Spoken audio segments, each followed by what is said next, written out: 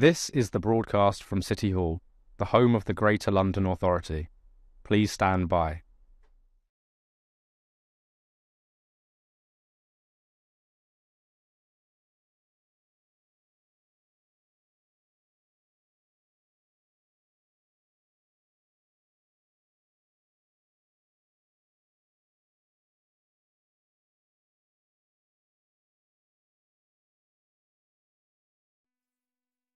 This is the broadcast from City Hall, the home of the Greater London Authority. Please stand by.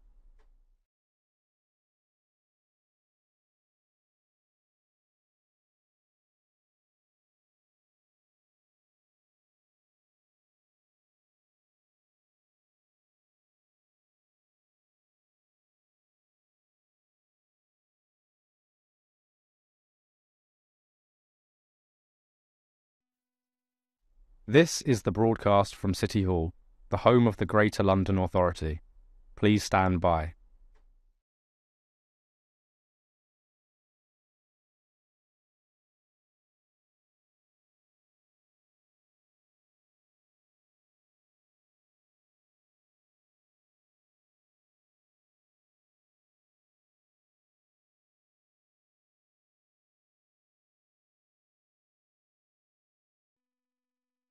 This is the broadcast from City Hall, the home of the Greater London Authority.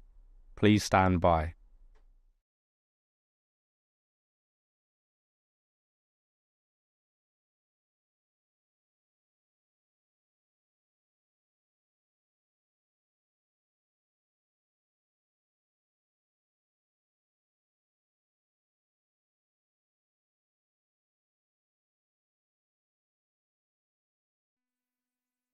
This is the broadcast from City Hall, the home of the Greater London Authority. Please stand by.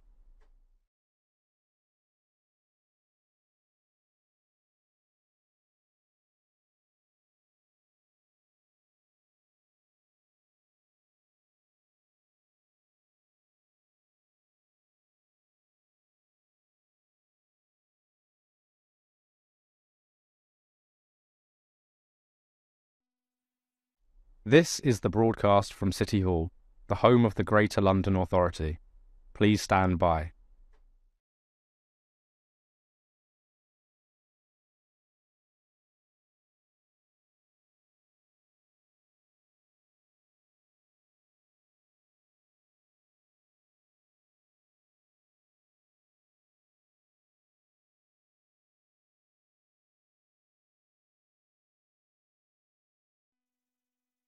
This is the broadcast from City Hall, the home of the Greater London Authority. Please stand by.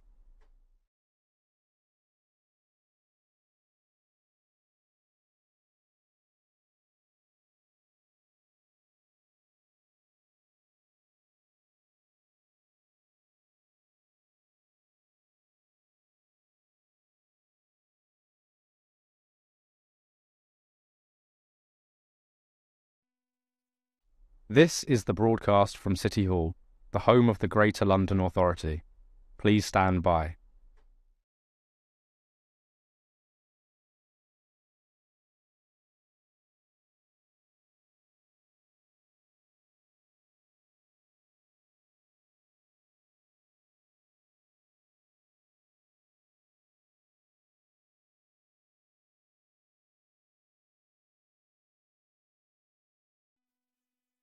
This is the broadcast from City Hall, the home of the Greater London Authority.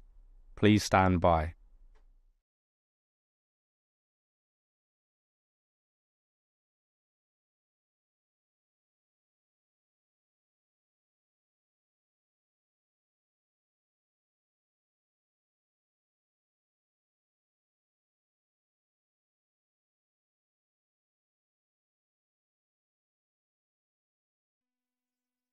This is the broadcast from City Hall, the home of the Greater London Authority. Please stand by.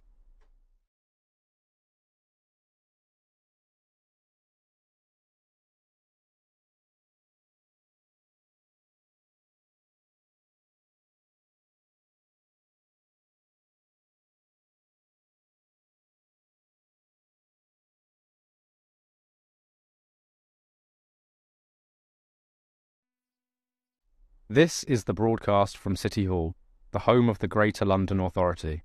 Please stand by.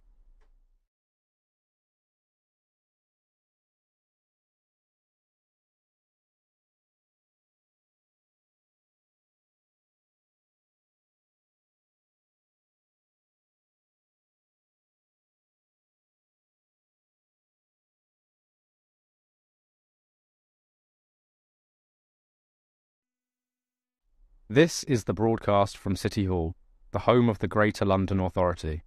Please stand by.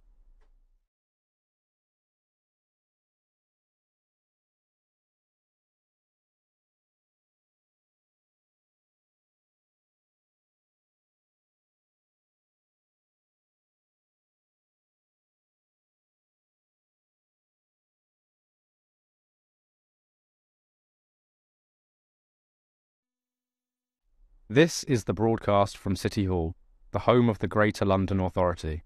Please stand by.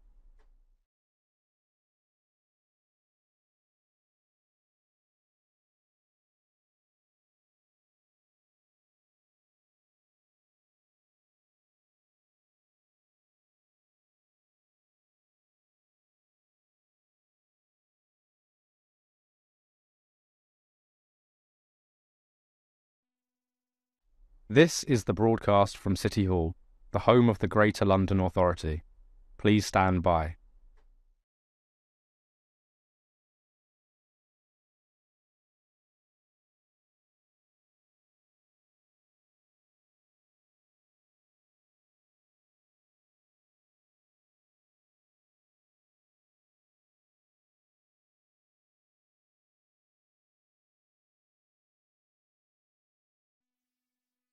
This is the broadcast from City Hall, the home of the Greater London Authority. Please stand by.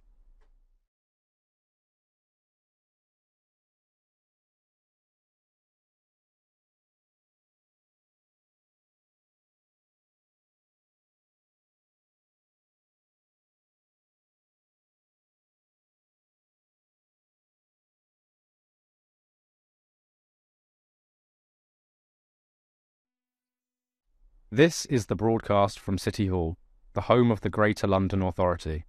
Please stand by.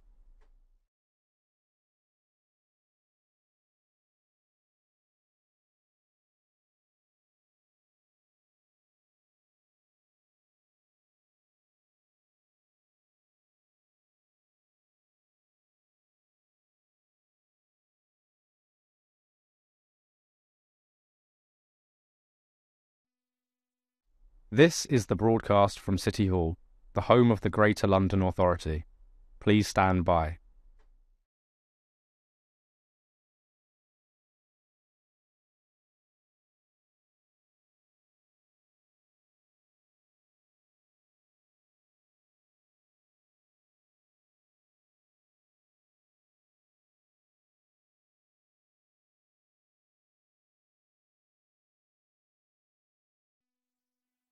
This is the broadcast from City Hall, the home of the Greater London Authority. Please stand by.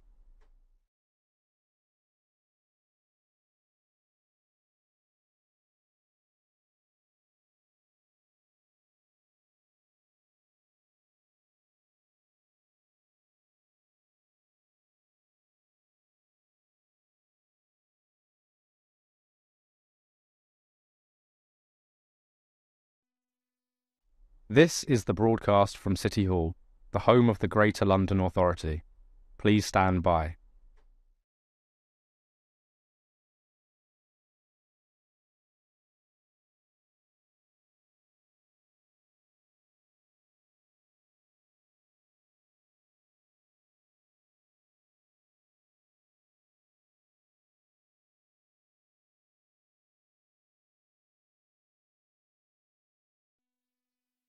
This is the broadcast from City Hall, the home of the Greater London Authority. Please stand by.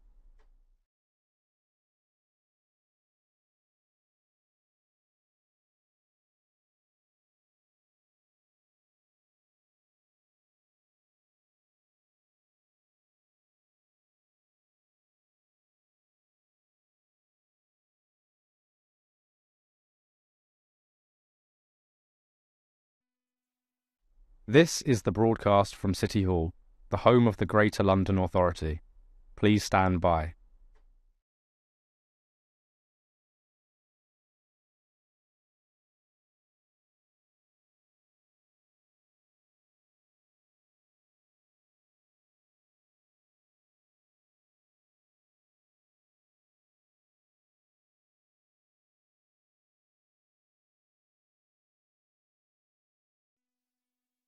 This is the broadcast from City Hall, the home of the Greater London Authority. Please stand by.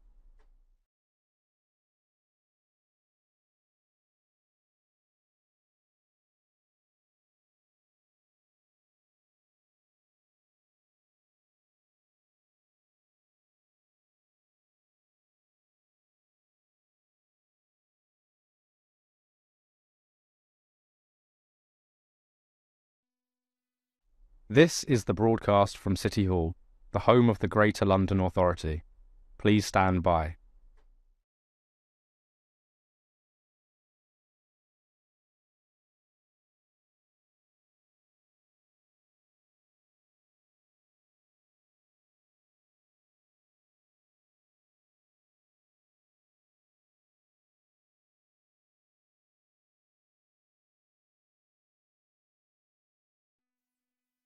This is the broadcast from City Hall, the home of the Greater London Authority. Please stand by.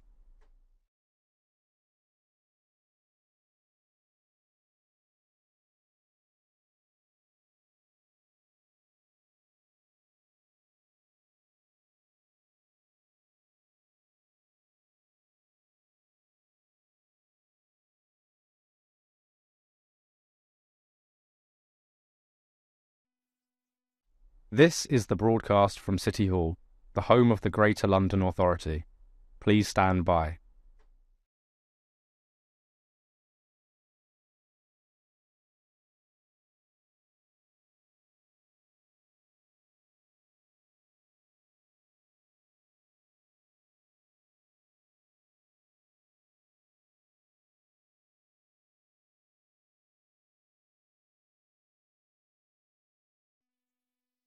This is the broadcast from City Hall, the home of the Greater London Authority.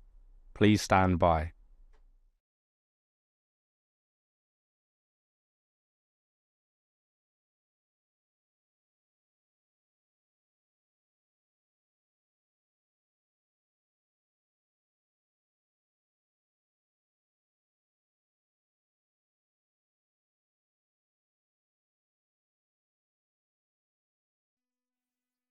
This is the broadcast from City Hall, the home of the Greater London Authority.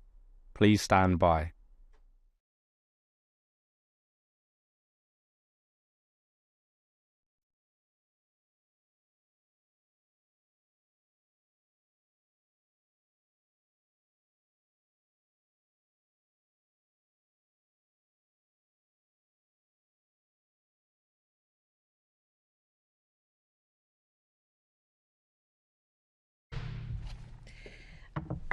Good afternoon and welcome to today's Environment Committee here at City Hall in the Royal Docks. Members of the public may like to follow at London Assembly on Twitter or use the hashtag Assembly Environment for this meeting. Could I just remind Assembly members, guests and anyone in the public gallery to switch your phones to silent mode and ask that electronic devices, if you have them, are not placed in front of the microphones. Today our main item of business is going to be a discussion with our invited expert guests on community energy in London, and we are also going to talk a bit about solar together just before we come to that. But before we begin, we have a few short items of business to attend to. Could I just ask the committee clerk, Jack Booth, to confirm whether we've had any apologies of absence for today's meeting? Thank you, Chair. We've had no apologies for absence. Thank you. Item 2 on the agenda is declarations of interests. They're listed at pages 1 to 4 in the agenda. Could I ask the committee to note the recommendation set out at item 2? And does anyone have any further interests to declare? I do have one, which is that I am a member of Crew Energy in Wandsworth, and as we're going to be talking about community energy in this meeting, I think it's appropriate for me to declare that I am a director of Cllr Energy. I don't believe this is a pecuniary interest of any description, but just for transparency, I'd just like to mention that now. Nobody else is a... No, okay. Item number 3 is membership of the committee. Can we note the membership and the chairing arrangements for the Environment Committee for the forthcoming 2023-24 year, as agreed by the London Assembly at the annual meeting on the 4th of May 2023? Noted. Thank you. The next item is terms of reference. Can we note the terms of reference for the Environment Committee 23-24, as agreed by the London Assembly at its annual meeting on the 4th of May 2023? Noted. Thank you. And we also have standing delegations of authority to this committee. Can we note the standing delegations of authority to the chair of the committee 2023-24, as agreed by the London Assembly at the annual meeting on the 4th of May 2023? Noted. Thank you. We also have the minutes of the previous meeting, which was held, now it feels like months ago, but it's actually the 9th of March 2023, so some weeks ago. Can we agree the minutes of the Environment Committee meeting held on the 9th of March? Agreed. And can I thank Zach Polanski, who's now the Deputy Chair, for chairing that meeting, and I can now sign those off as a true record. The summary list of actions for the committee are found on pages 65 to 94 of the agenda pack. Can I ask the committee to note the completed and outstanding actions from previous meetings and additional correspondence that we've received? Agreed. Thank you. And finally, action taken under delegated authority. Can I ask the committee to note, and there's been quite a few actions since the 9th of March taken by the former chair under delegated authority following full consultation with the party group lead members, namely to agree the committee's letter to City Airport on airport expansion attached at Appendix 1. Is that agreed? Thank you. We also received a response from the Mayor of London to the London Underwater Report, which is found at pages 103 to 114 in the agenda pack. Can I ask the committee to note the response from the Mayor? Noted. Thank you. Finally, that brings us on to item number 10, which is our substantive item of the day, which is to discuss solar and community energy in London. Our first panel consists of Catherine Barber, who is the Assistant Director for Environment and Energy at the GLA, and Austin Entonu, who is the Head of Energy at the GLA. Thank you very much for agreeing to come and talk about solar together, which is what we want to focus on in this initial discussion. Before we begin to put questions to you, Catherine has asked if she can make a brief statement, which I think is going to update some things that you said the last time you came to discuss solar together with us. Catherine, over to you. Thank you very much, Chair, and congratulations on assuming the role, and thanks also to the outgoing Chair for a thought-provoking report which landed with us on Monday, which Austin and I and team have been reading. I wanted to start just by summarising some of the recent history on solar together, because I thought it would perhaps provide some context for our further discussion, and to explain the key actions that we've been taking to protect customers. I came to this committee in December, where we talked about Solar Together London, and I said at that point that we expected to finish phase 4 of the programme by the end of January, and that was based on information from the CEO of iChooser, the global CEO, to our Deputy Mayor in December. It became really clear in January, as the weeks progressed, that that was not an accurate prediction.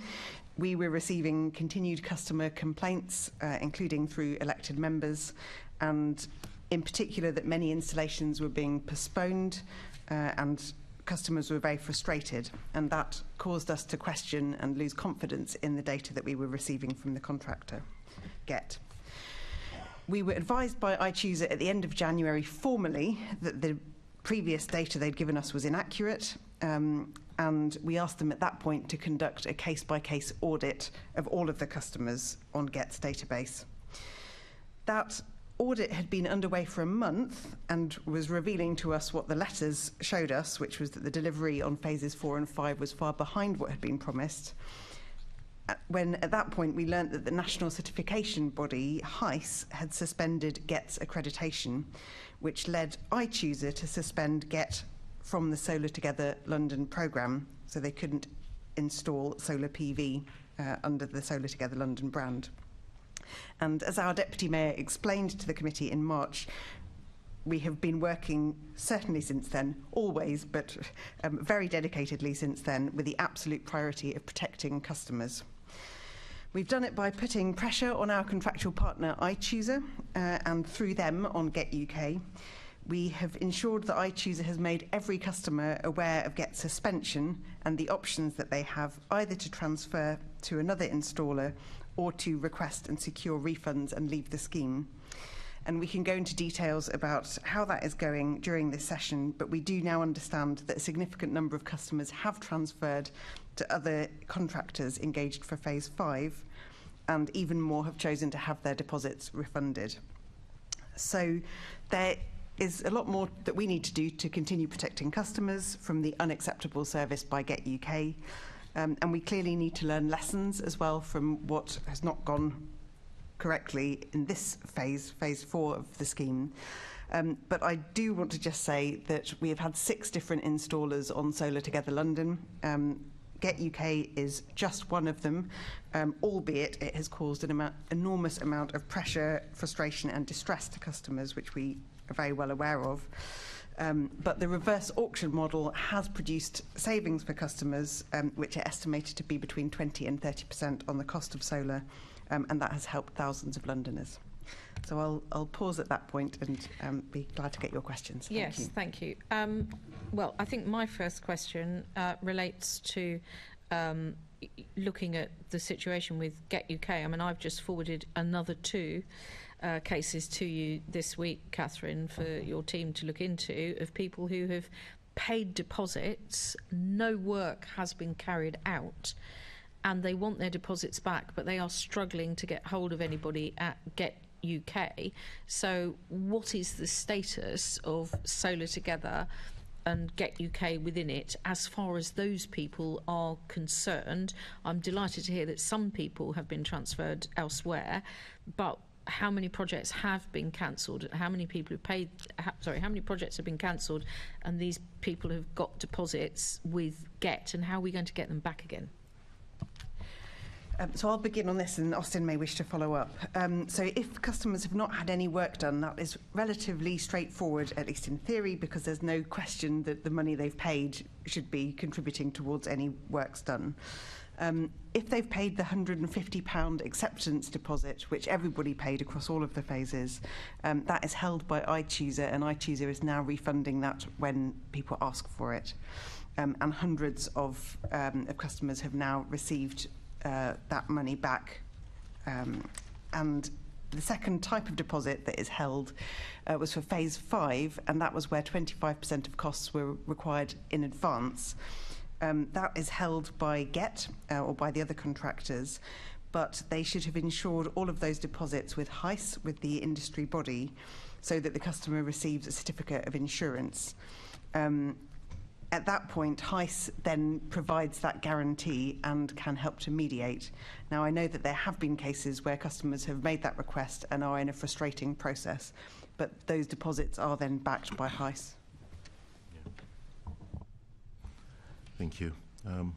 Assembly Member Cooper, the situation you've described will fall into the category of customers who have installation pending, no work has started. What we've had to do since January is to ask iChooser to painstakingly, on a case-by-case basis, go through each customer data set. That means emails to customers. If the customers respond, then we know, based on the response from the customers, the data set we have from Get is accurate. Or we could also, iChooser will call the customers.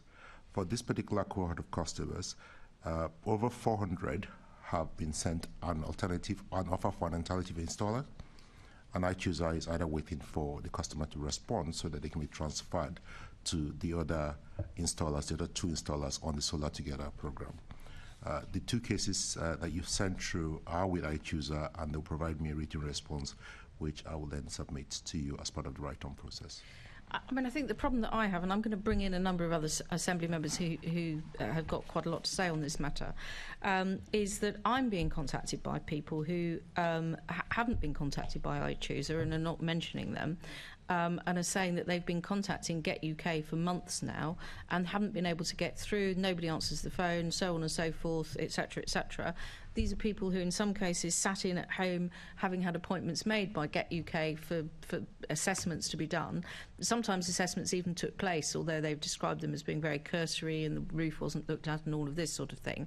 But these are people who have decided that they want the money back, and they have been trying but don't seem to have been contacted either by the GLA or by councils where they live, who in some cases also were endorsing Solar Together, or by iChooser, and can't get hold of Get.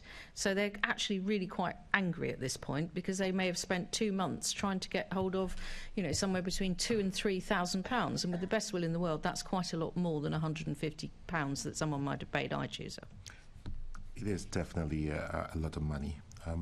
One of the things I've done with iChooser is to clarify that the communication to customers who pay the 25% deposit has to be out of office hours. Because for someone to be able to pay £3,000 deposit, they're not going to be sitting around take your calls at your convenience. So multiple streams of communication have to go to the customers. Text messages, call when it's convenient for the customers. One clarification, which is based on a case that I received yesterday, I do not know if it was from your office, was customers might not know that they're receiving communications from iChooser because the name on the communication will be the scheme Solar Together. That has been one particular case that came through yesterday, and I got a confirmation from iChooser today that the customer has been communicated with at least 4 times, and I could track the specifics of that customer. Good for me will be I either use a customer reference or specific data sets, and I can go into a database and give you the exact status of the customer. And better will be that customer is protected by transfer to another installer or a refund made. But we're coming from a place of data sets that were not accurate. I had no level of confidence in them, and gradually building that data set all over again. I'm going to pass on to my colleague now, Assembly Member Tony Devenish, who I think has got some further points he wants to make on this area. Thank you, Chair. This really is a customer service car crash, isn't it? Can we just go back to the high-level point? And I, 15 years ago, used to be involved in this industry. It's not rocket science putting solar panels on roofs. It's been around for nearly 20-odd years in this country. I don't know why we're making such a mess of it. So going back to the top, how many rooftops are there in London that it would be appropriate to install a PV product? If I confer with my colleagues, I can provide you a written response using our solar map. But we have over 3.4 million houses. Depending on the shading and the specifics of the house, that will be a separate answer I can give you the details for. I can provide a written response. I'm amazed that you have to write to me. So what percentage have you installed as of that overall number, ballpark at the moment, in terms of all the phases of this scheme so far? In terms of the phases of the scheme, we're talking in terms of thousands. That's a tiny number compared to what we basically installed a very tiny percentage of what we could after a product that's been around for nearly 20 years and a mayor that's been in power for 7 years. We're operating in an industry that needs to mature, and that's shown by the dealings with iChooser and Get. The supply chain challenges are real, and we're doing the most we can to increase skill sets within solar installation and actually work with the industry code protectors, the likes of HICE and Trustmark, because protection for micro-certification is very weak. It was the first port of call to say, what is the protection, what is the insurance that exists out there for customers? So where else in the UK have they had these problems? Because I've not read about this, and I read most of the industry press. Where else, which other mayors have had problems doing this in their region? Which other private sector bodies have had problem doing this? As my assistant director said earlier on, we have had 6 installers on Solar Together scheme. That's not what I asked you. But we've only had one problem from Get. So particularly Solar Together have not had any other problem in any other region to the best of my knowledge. We only have this situation we Get, and that's in London. You know, the previous deputy mayor who ran London under Boris Johnson used to say, the GLA is a very simple body. You're an opco. The money comes down from government. You then find somebody competent to procure something. job done. Why have you made such a mess of it?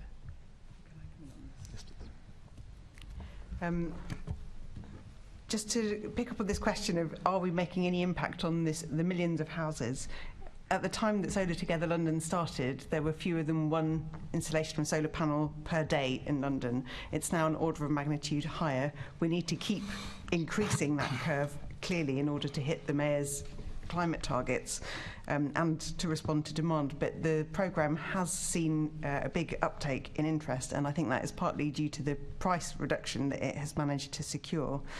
The Mayor has also invested in skills for retrofit and for solar through his skills budget, and that is helping to address some of the problems in the supply chain. There are, of course, things that we have learnt from this programme, and we would be happy to share those with you now if you think appropriate, Chair.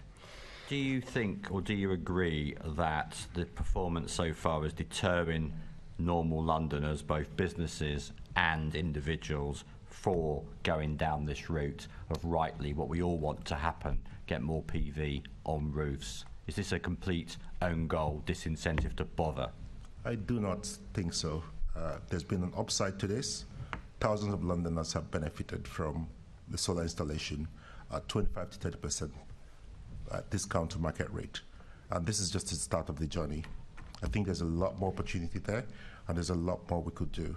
As your recommendation on what we do about solar map points out, there's a lot more we could do in making London a solar city. I believe that. So in the last 12 months or less than 12 months of this mayoral term, will you be setting out a programme to actually have a complete step change in the numbers of both individual consumers taking up this scheme, if you can convince them, and I don't believe you can, that you haven't achieved a huge own goal? And my final question, I'll let other colleagues come in, is the Mayor seeking to extend the scheme to private and commercial landlords once you sort out the scheme?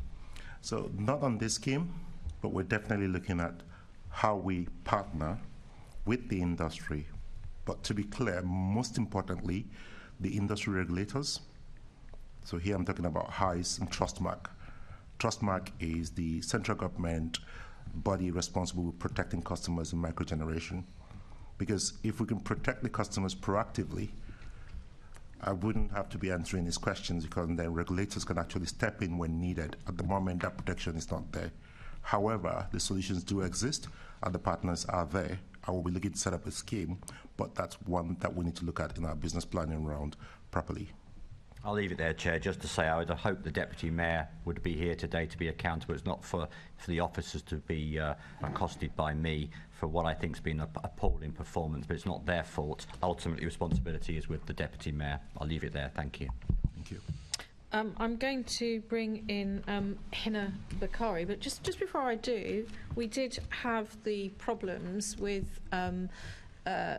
there was the feed-in tariff, which was established and was then disestablished, unfortunately, at very short notice. And I think that did actually have quite an impact in terms of all of the companies that had flourished when it was first introduced, and numbers and numbers of those that had gone through MCS accreditation then went away. So I do think that there are some issues around the supply chain for solar installers that do come down to some decisions that were taken by government, and I don't think those were particularly helpful for the overall sort of ecology, if you like, of being able to use contractors in this field. But I'll bring in Assembly Member Hina Bakari now. Thank you, Chair. Well, we know that GET was already suspended from the Green Energy Certification Scheme.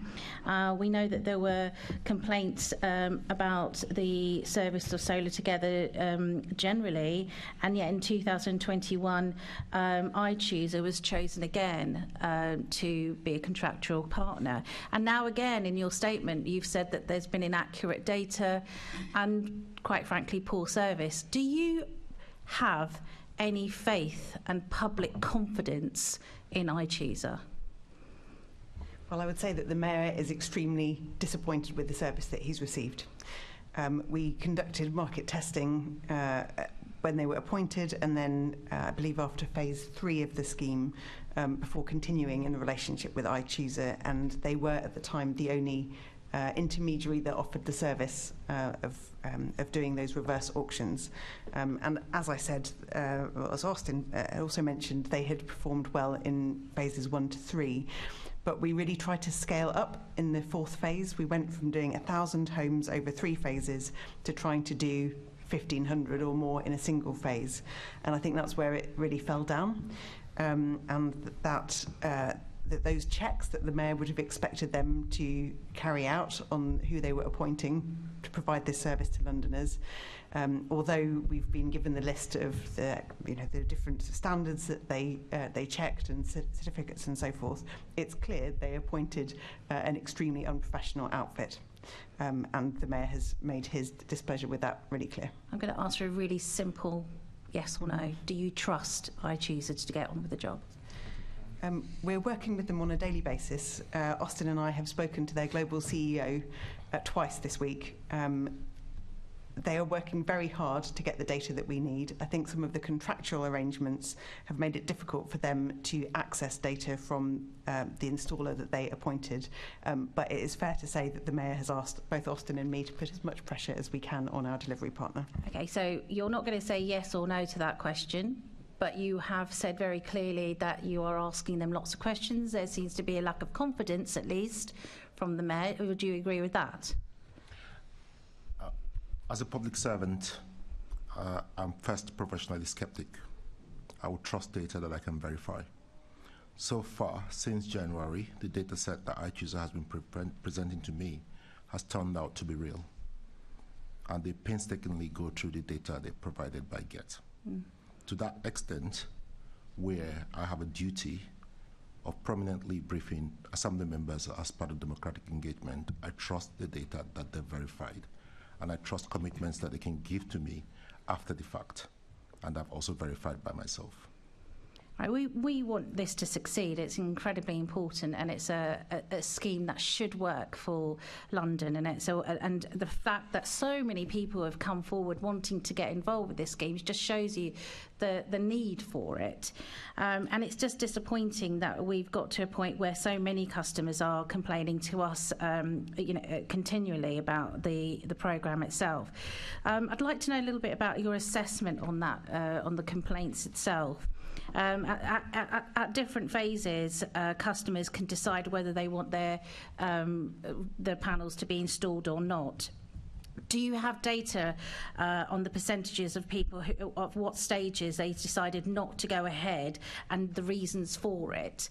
Was it to do with the fact that their roof was not suitable, for example, or was it because of the cost, or was it because of the service that they were hearing about, or getting poor service at that point?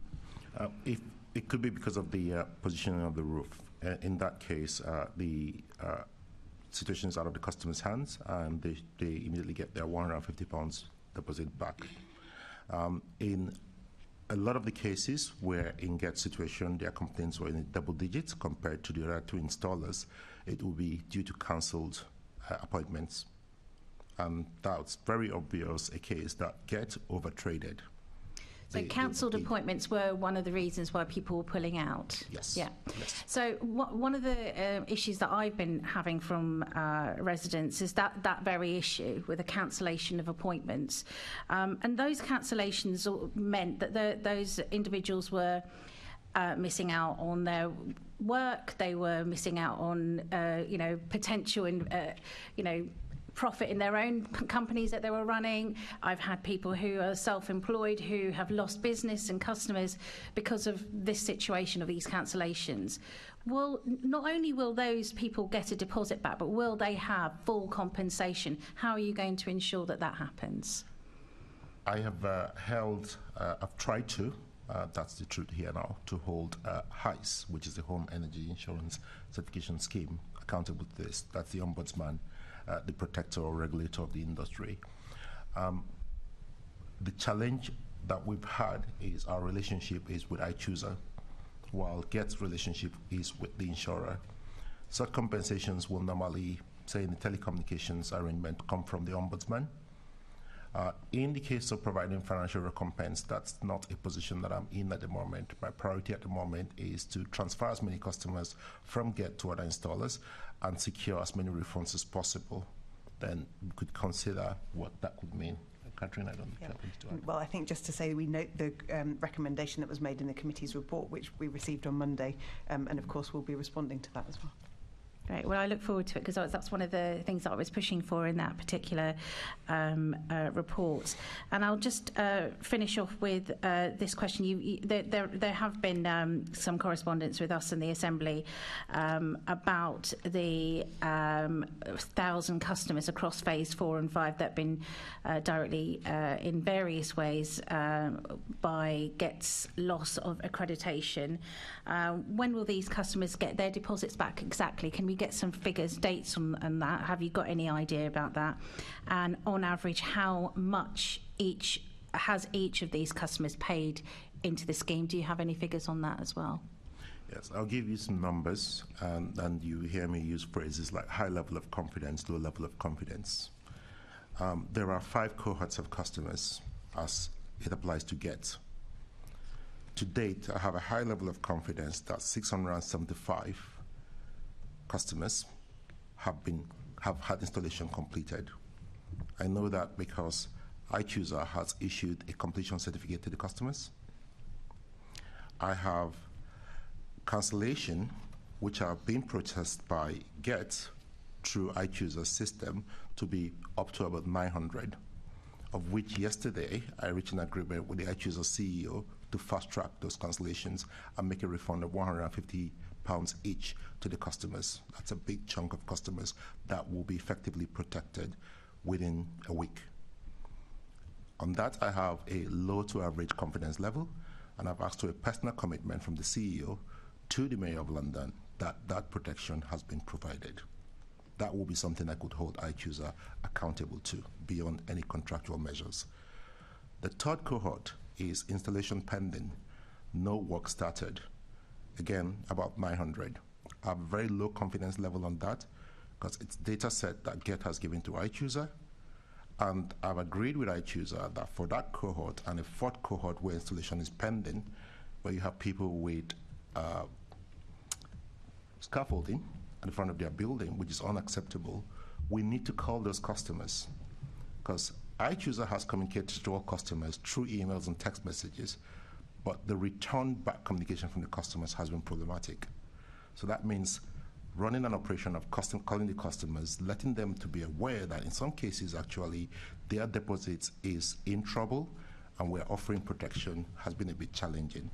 For that cohort, I have a low confidence level, but my confidence level will increase as the customers respond to iChooser and say, oh, my situation is as you've described it. I've had one situation where Get information suggests that the customer's work had been completed, but when iChooser called the customer had actually received the refund. Now, is that a double blessing on the customer? I do not know. But that painstaking process of actually contacting the customer is why I was able to give a qualified response earlier on to say, my trust with iChooser is increasing, but I start from being skeptical at the very beginning. I'm glad your trust is increasing. Let's hope that generally that customers across London also increase in their trust. I mean, you do say Solar Together say that they can have work completed within 6 or 7 months. This is not true. So are we going to change that statement?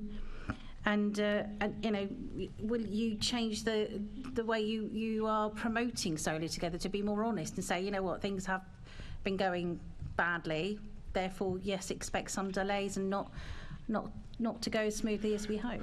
The actual delivery of Solar Together is coming to an end. It's 31st of July. We are now in the closed down phase. So I wouldn't focus much on Solar Together now, focusing much on what's coming next and what are the lessons we've learned. The first most important lesson here is bringing together the regulators in the industry and saying we don't have any protection for customers. Microgeneration does not have the type of protection you would have for, say, your fiber optic. What can we do differently? One of those regulators that is highly trusted by central government, whom will have mutual interest, is Trustmark. We're also working with Trustmark on some digital projects, or creating a data warehouse where they approach the GLA. Bringing those regulators together then sets the ball rolling that any installer that will play in this sector to provide Londoners with solar will meet a minimum standard. And that first minimum standard is the first own goal that we scored here, which is we did not have an MOU with the sub-installers. That meant when we realized what happened with GET, we couldn't get the data set through the independent insurer. So could that be a minimum standard in terms of lessons learned? Absolutely. We procured iChooser through a public procurement process. It could be made more robust. While TfL supports us, we could have adopted a higher standard and used the central government's playbook. That has been an MQ that my team has also faced. So there's a raft of lessons that we're learning, and I'm keeping a careful list even before we actually go through the formal lessons learned process. What I can assure you as some of the members is the next time we go to realize and try and deliver the Mayor's vision for London as Solar City, we'll be on a stronger footing. Thank you. And I apologise, Assembly Member Best. I may have just slightly gone into your area there, but I'm sure you've got other questions. I would imagine so. Thank you very much, Assembly Member Bakari. Assembly Member Emma Best is now going to pick up the questioning. Thank you, Chair. I just looking at that, listening to that, Austin saying there's a load of lessons to be learned is just not something that's going to help the people that are sitting at home with thousands of pounds out of their bank account and not knowing where to turn next. And I just think there's some really basic things in procurement that just didn't happen. And I can't believe that we were rolling out and escalating this in the upscaling in phase 4 and phase 5 when these things weren't in place. I mean, I'm no contract expert, but even from some work within the area, I know that those, having a memorandum of understanding, these are basic things with contracts and providers that we should have had, the Mayor of London should have had. And I just wanted to move on to that. Catherine, you said that the Mayor has asked you to go and strongly talk to these companies. That's just not good enough. He is the Mayor of London, and with all due respect to you, it is going to be a lot more hefty when it comes from his mouth in those meetings than yours. And that's the same from me. If I wanted something done, I would rather the Mayor of London there saying it and not me. So it's not personal, but he's the person that needs to be there. Why doesn't he care more? Why is he not in these meetings? He's the person that needs to go and make those demands. Thank you. Austin and I do what we can. The Deputy Mayor has been in very close contact with the CEO of iChooser and has met him on several occasions.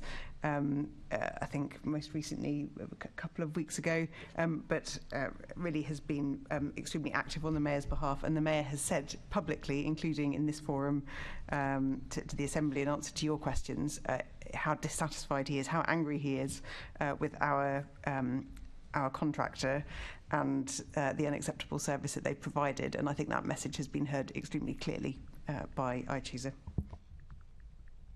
I don't know if hearing through the grapevine almost that you're dissatisfied is the same as sitting face to face with the Mayor of London in a room when he tells you that it's completely unacceptable what the customer's being put through. And I think maybe that's something we should be requesting as a committee, that the Mayor needs to be more directly involved in this.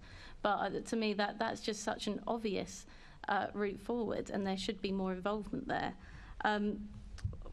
I think one of the things, the second thing I wanted to pick up with you is the website. Obviously, the Get UK website is completely shut down now. All the emails are bouncing back. There's no way for customers to contact them. But even on the Solar Together website, which is possibly the next place people might turn, there's no information. There's nothing that jumps out and says, turn to us for help. This is what you need to do next. You're saying you need to get that data together. You need to work out what's happening with customers. Well, customers are looking at this website of Solar Together, painting the rosy picture of what's happening, with no information there, no bulletin around what you might need to do next if you've been affected by this scandal. So in recent weeks, they've certainly put a page up which is specifically about Solar Together London. They cover other areas in the UK and they work internationally as well. But for London customers, they have information about how to get in touch, what the issues are with GET, and protections as well. Yeah, and I've personally QA'd 3 sets of communications in the last 4 weeks that has gone out to all customers, clearly outlining GET losing its micro-certification certificate. That means they're not participating on Solar Together anymore, and to contact solar together, in this case, iChooser.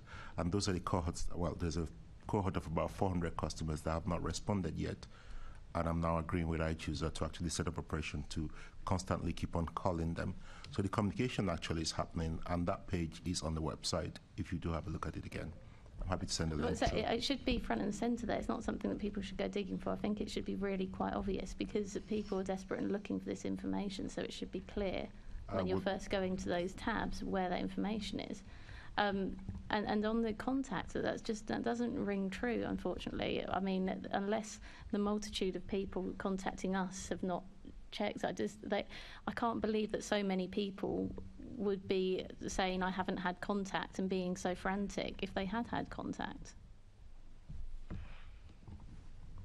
I think it's one that I will have to at least rely on what I'm seeing in front of me, on the data sets I've been querying and holding iChooser accountable for on a daily basis, and seeing that data set. Those data sets aren't really doing the job, though, are they? The number of people that I have on the VIP list do not count the number of people that have not responded.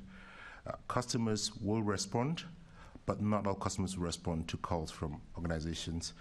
We can do our best. I can hold iChooser to do their best, but I will need customers to respond, and I'll keep on pushing until customers have responded and they've been provided the protection that they need.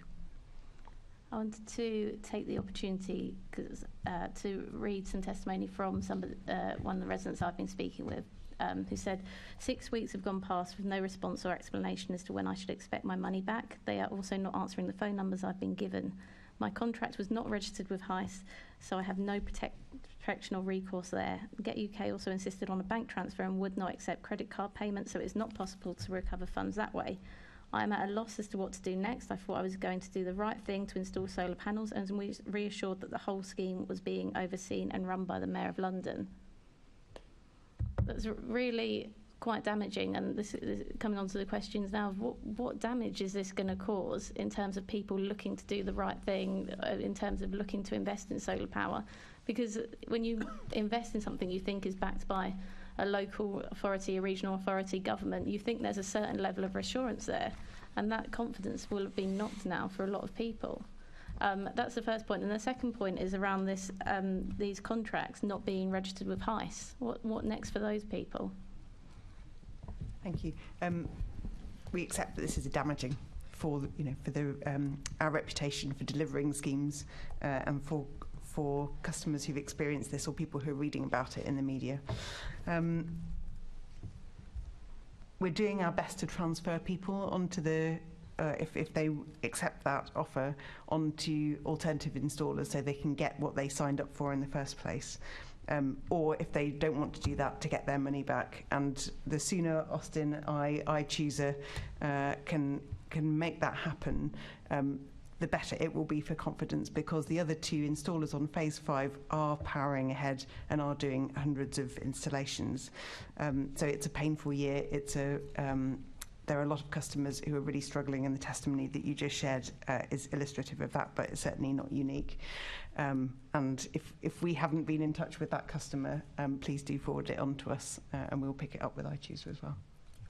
Yeah, and you do have that information, so I hope that you are in contact shortly. You said just previously, Catherine, that upscaling in phase 4 and phase 5 could have contributed to some of the problems. There did seem to be some red flags. Was that the right decision from the Mayor of London? It was right decision because where we are in terms of what we need to do, we have a lot to go ahead of us. Upscaling, when we say upscaling here, we're talking about upscaling in the quantum of 2 to 3 times. However, the one thing that we did not do was check if the installers were overtrading. Get particularly took a big chunk of the installation contracts, but it's the nature of concessionary arrangements and the reverse auction that happens. So again, what would I do differently? I'll put in a measure in the contract that says at every point of taking on more contracts, we'll access capacity against ability to deliver. So that will have been the red flag and the trigger event to actually check if GET could do what it was taken on board to do. I think the question is more, you're saying, obviously it's the right thing to upscale. Of course it's the right thing to promote schemes that we know are going to be beneficial for for sustainable energy.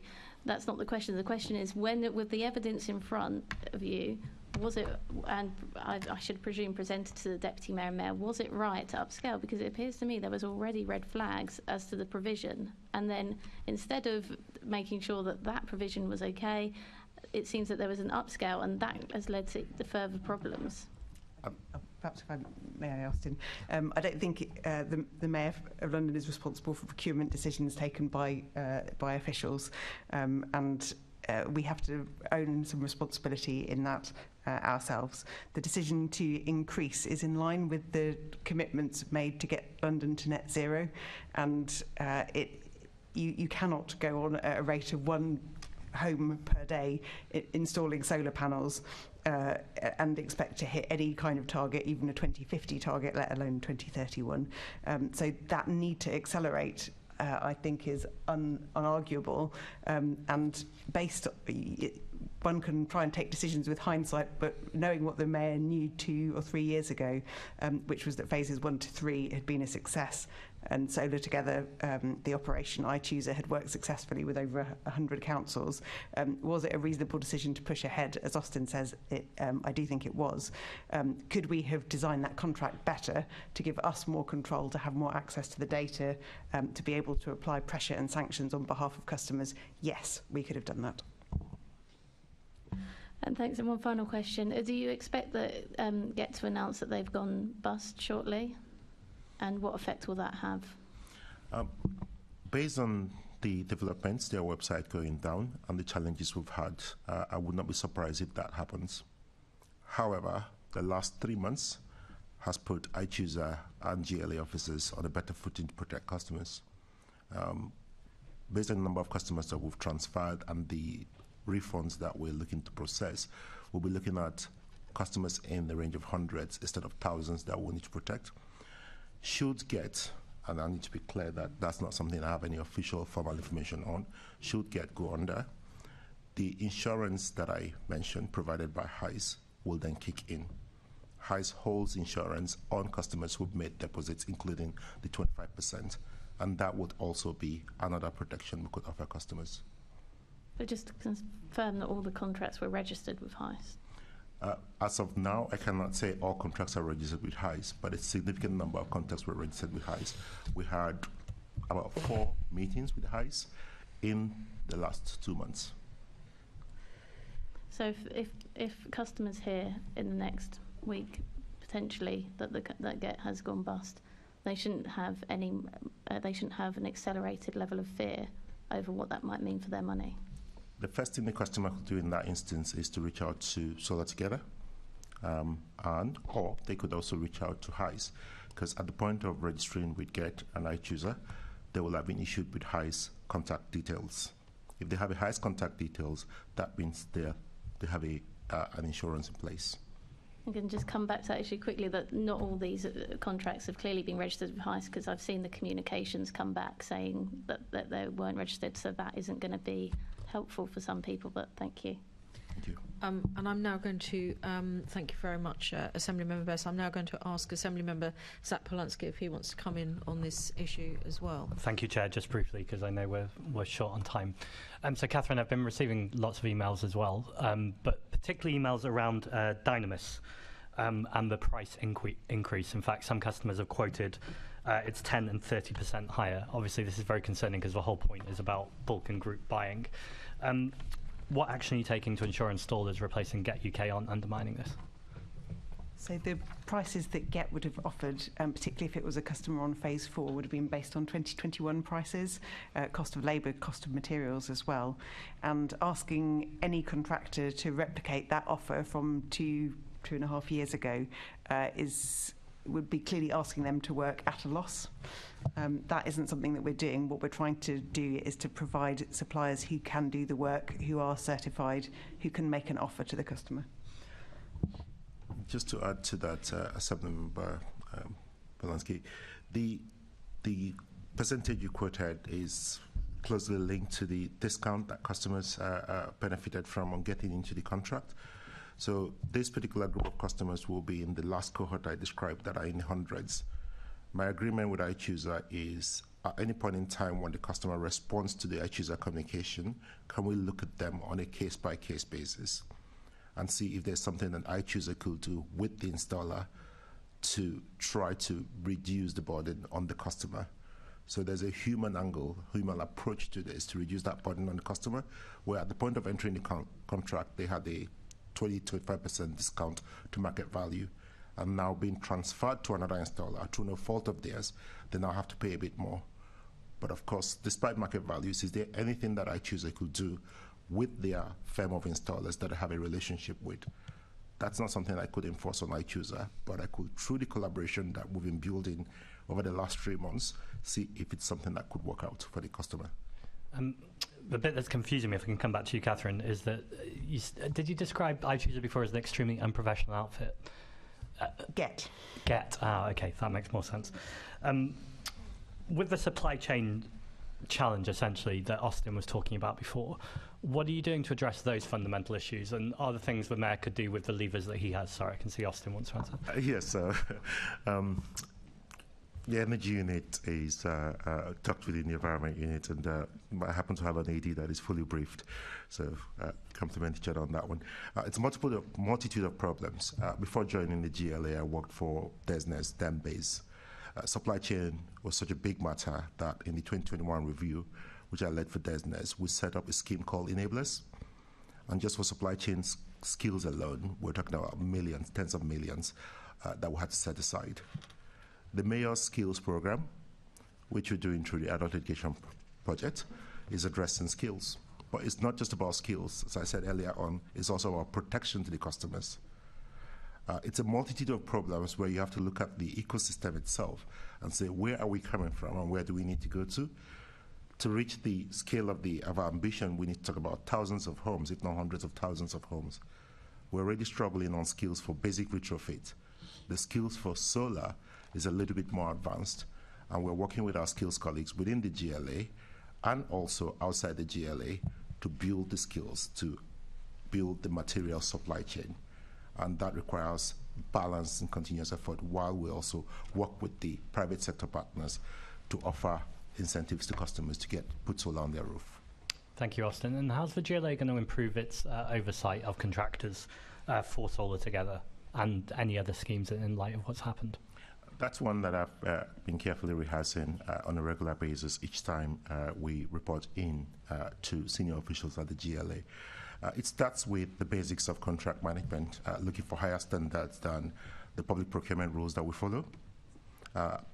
That's one thing that central government seems to have made an inroad on with the playbook. It goes to protecting the industry proactively, working with industry regulators and challenging them to do better. The current standard is not good enough. But most importantly, it requires relationship management and closely keeping in touch with the customers themselves.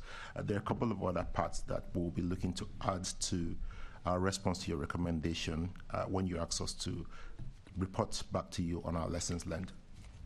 And finally, I feel like it's half been asked, but not fully. iChooser knew what was going on with Get when they renewed the contract, but you still say you trust iChooser. Do you trust them to deliver for Londoners? I question that point, and then I try to assess it based on looking at the timelines. The timelines from when iChooser did a due diligence on Get to when they came on board versus any events that Get had did not put me in a position where I could say iChooser knew what was happening with Get. However, as a competent organization and a competent person, they should know their installation base better. So I think on that balance, I will say yes, definitely, and that's a lesson that I hope iChooser will learn, and I've actually passed back to them. But in the last 3 months, I've seen more collaboration from iChooser to actually try and fix the problem and protect the customers. It definitely could be something that forms a part of my lessons learned recommendation, but I'll need to look at the evidence again carefully. It's just, I mean, we're facing a scandal really here, and they've made those huge mistakes, but you're confident they've learned from those mistakes and there won't be further mistakes? The best of commercial relationships will have problems. In the public sector, it becomes unacceptable because, of course, we have to go through scrutiny and give good account for ourselves. There are hardly any commercial relationship without mistakes or lessons learned. what makes for a good partnership is how does that lesson actually fix your plans going forward. For the GLA and my team, it's back to how do we set up the contracts, how do we set ourselves up for success and hold our suppliers accountable. Okay, I think I'm out of time, but thank you very much, Chair.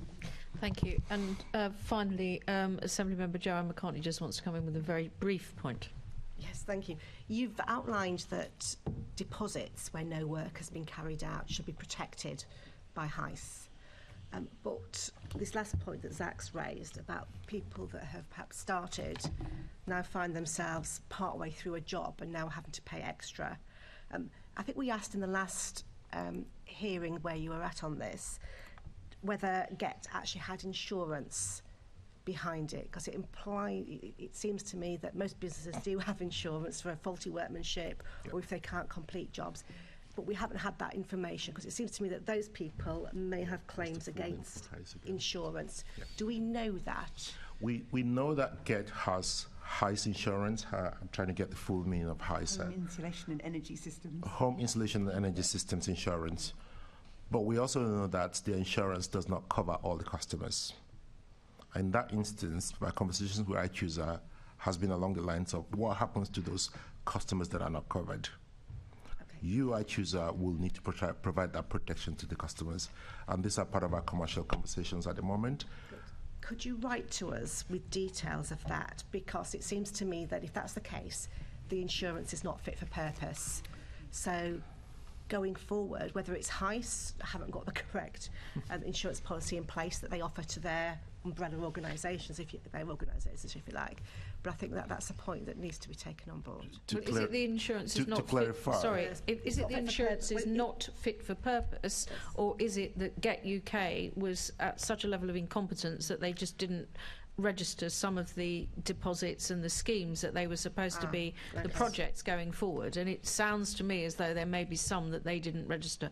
And I think what we really need from you is the list of all the projects where deposits beyond the £150 that was paid to iChooser, where people are, in it for £2,500, £2,800, £3,000, that have not been registered with HICE and therefore may not be backed by insurance. And we need a clear answer from you and from iChooser as to how those customers are going to be reimbursed, because we cannot have Londoners out of pocket. Of course, providing personal data, I think, will be beyond our capability, but providing the statistics and the process that customers need to go through to get satisfaction, we can certainly do. Yes. I think a lot of the personal data we'll have, because those people have also been writing to us as well. But however, I'm going to draw this session to a close. I'm going to thank our guests for their answers. This has not been an easy session, I think, for you. Certainly not been an easy session, I think, from our side. We could have also invited the Deputy Mayor and iChooser, indeed possibly even Get UK, although I don't know whether they've actually got anyone working for them anymore, because they don't seem to answer their phones. But we will come back to this again in this committee if there continue to be problems that we want to explore. So hold yourselves ready, just in case we want to come back to it. However, we're now going to take a short adjournment. We have some other guests, and then we'll be moving on to be talking about community energy, which will also include further comments about solar. Thank you.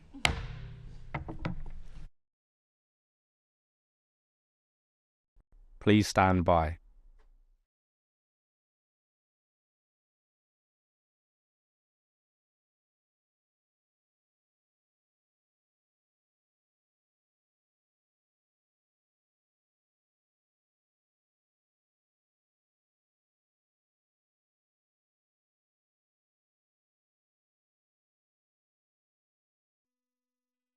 This is the broadcast from City Hall, the home of the Greater London Authority.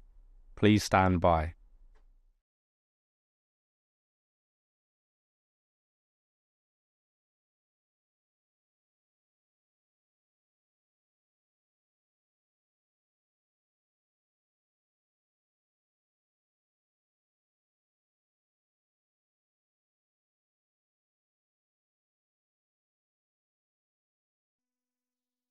This is the broadcast from City Hall, the home of the Greater London Authority.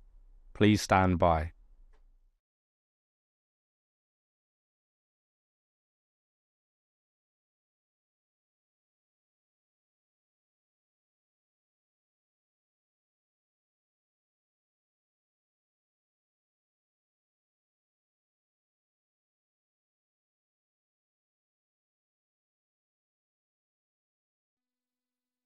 This is the broadcast from City Hall, the home of the Greater London Authority. Please stand by.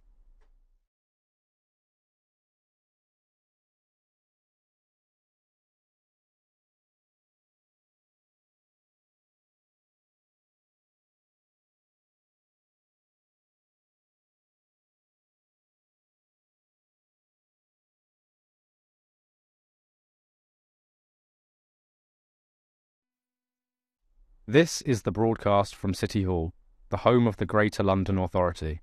Please stand by.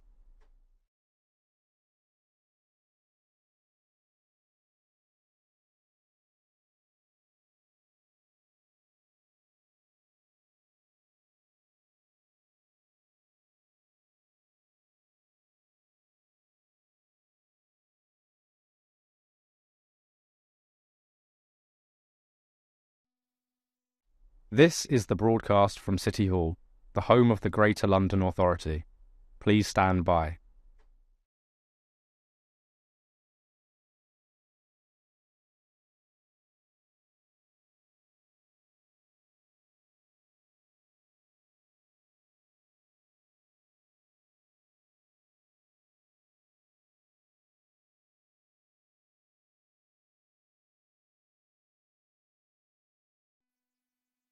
This is the broadcast from City Hall, the home of the Greater London Authority.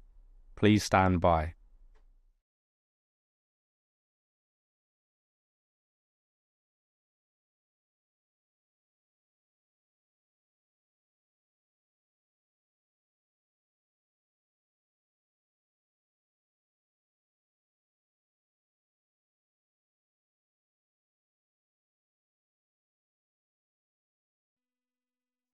This is the broadcast from City Hall, the home of the Greater London Authority. Please stand by.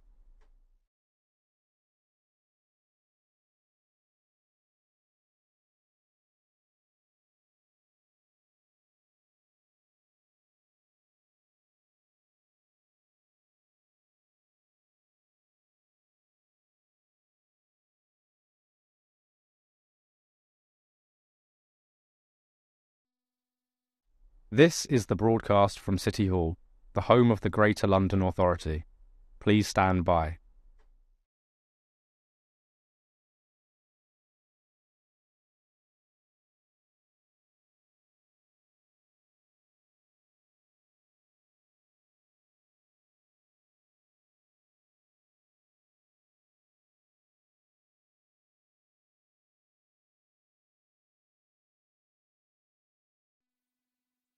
This is the broadcast from City Hall, the home of the Greater London Authority. Please stand by.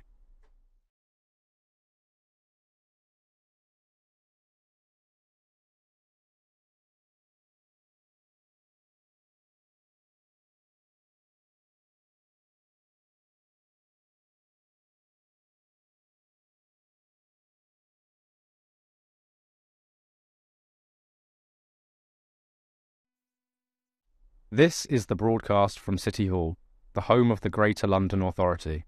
Please stand by.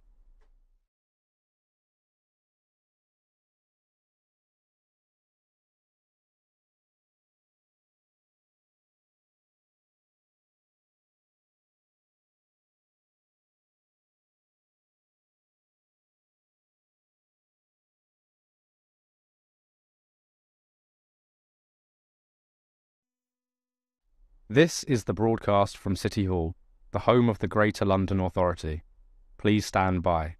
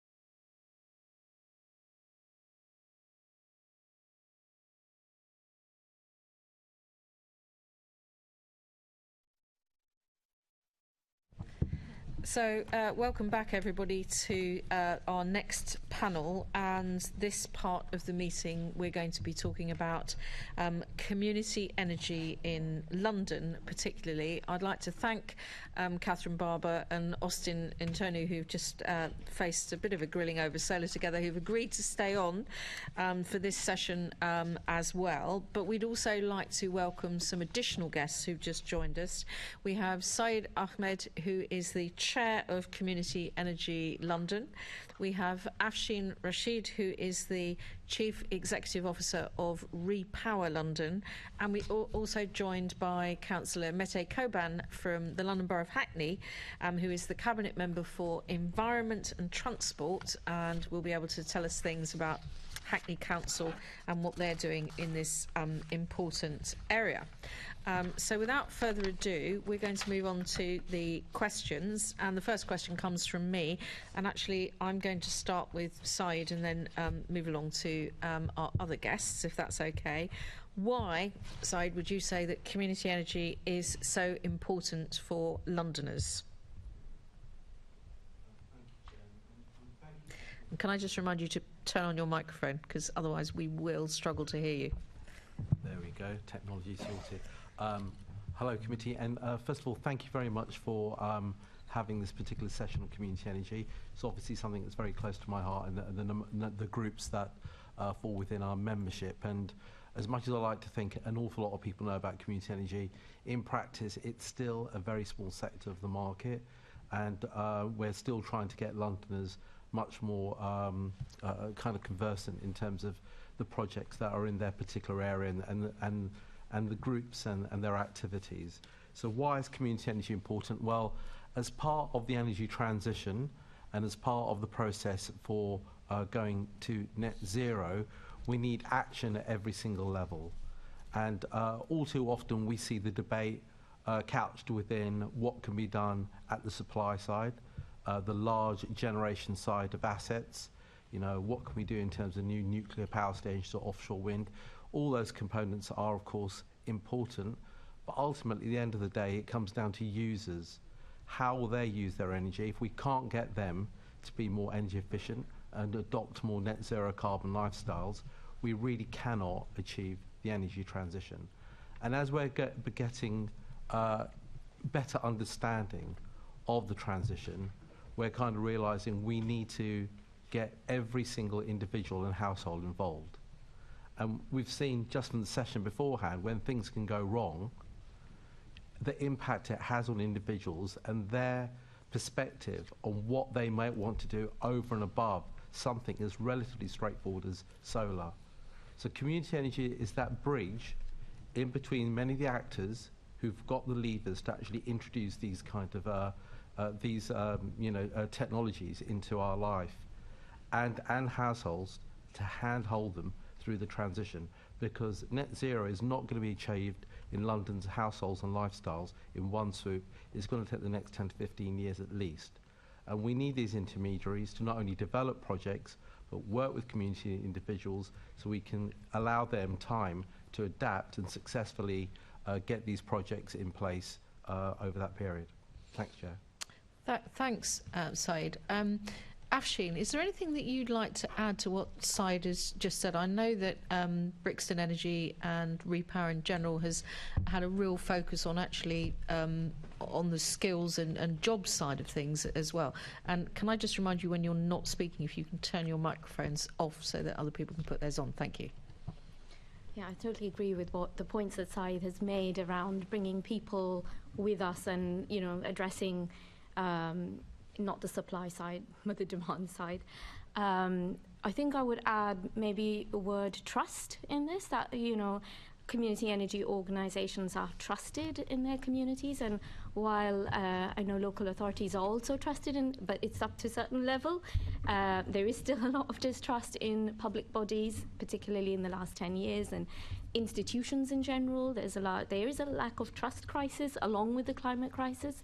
People need to feel empowered, and what community energy does is about empowering through education, raising awareness, through giving control back to the people.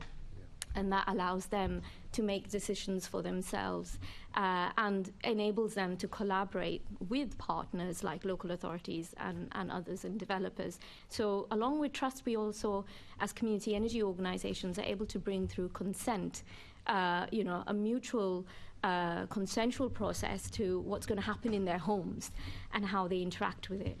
Another key role we play is around really breaking down some real complex issues, technology that they will have to interact with, really communicating in plain, simple language how these technologies that are going to be coming through will impact them and their lives and how they're going to interact with it.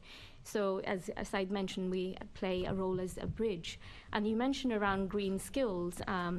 Before I come to green skills, I'd like to mention that particularly at RePowering, our focus is about ensuring that the transition to net zero is just and fair. So we really do focus on working with communities who are hardly reached and disadvantaged, and how they can benefit from the green revolution that is coming their way. Because it's really easy for someone who owns their home, has the money to invest, install solar panels, directly benefit from the cost savings, secure themselves against the energy crisis. It's not the same for those who live in social housing, for those who live in some of the communities that we at RePowering work in. And we really are working on models that enables them to benefit, participate, and be part of that energy transition. And part of that is green skills. Like, how do we make sure that young people from the communities that we work in can benefit from these opportunities? So some of the things we've done is create training programs for young people. We're going a bit further. Our training program that we've delivered over the last 10 years is a short kind of launch pad that enables young people to get a range of experiences and skills. Community energy is beautiful in that way, because it's not all about technology and having technical expertise. There's communications, there's policy, there's financial modelling, there's business operations. It gives you that breadth of experience. I have benefited from that ever since I've got involved in community energy. We want to give that to young people as well, and we are now developing a program where young people can go from that launch training skills program to being able to get placements in work in the green industry, because we know the green sector lacks diversity, and that's something that we want to enable and change that dynamic. Won't happen in the next few years, but will take time. But we really need to make sure that the green energy sector, environment sector, is more representative of London communities, which it isn't at the moment. It's not a very welcoming space for a young person from Brixton to work in a large energy company in today's world. So we want to change that dynamic. So we're also coming from that angle. I feel a bit as I'm giving you a bit of a short straw now, Mete, because you've got to follow the eloquence of Syed and Afsheen, who've already talked very cogently on what are the benefits of community energy, but maybe slightly more from a local authority perspective and building on what they've said. Is there anything you'd like to add?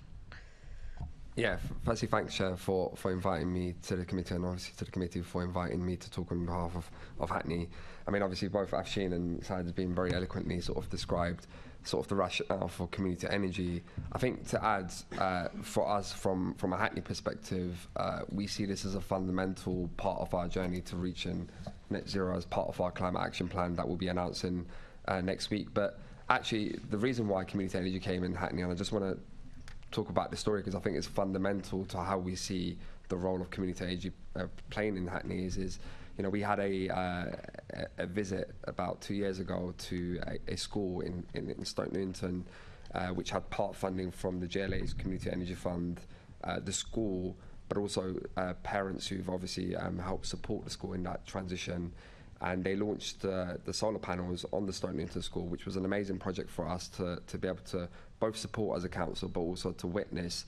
And the benefits of that you see to the community, and that's what fundamentally drove the Community Energy Fund in Hackney, was that you get local jobs being created for local people as a result of the solar installation. So it was led by Stokey Energy, which is the community energy group. You get community energy, we spoke about the benefits of having community energy in the first place.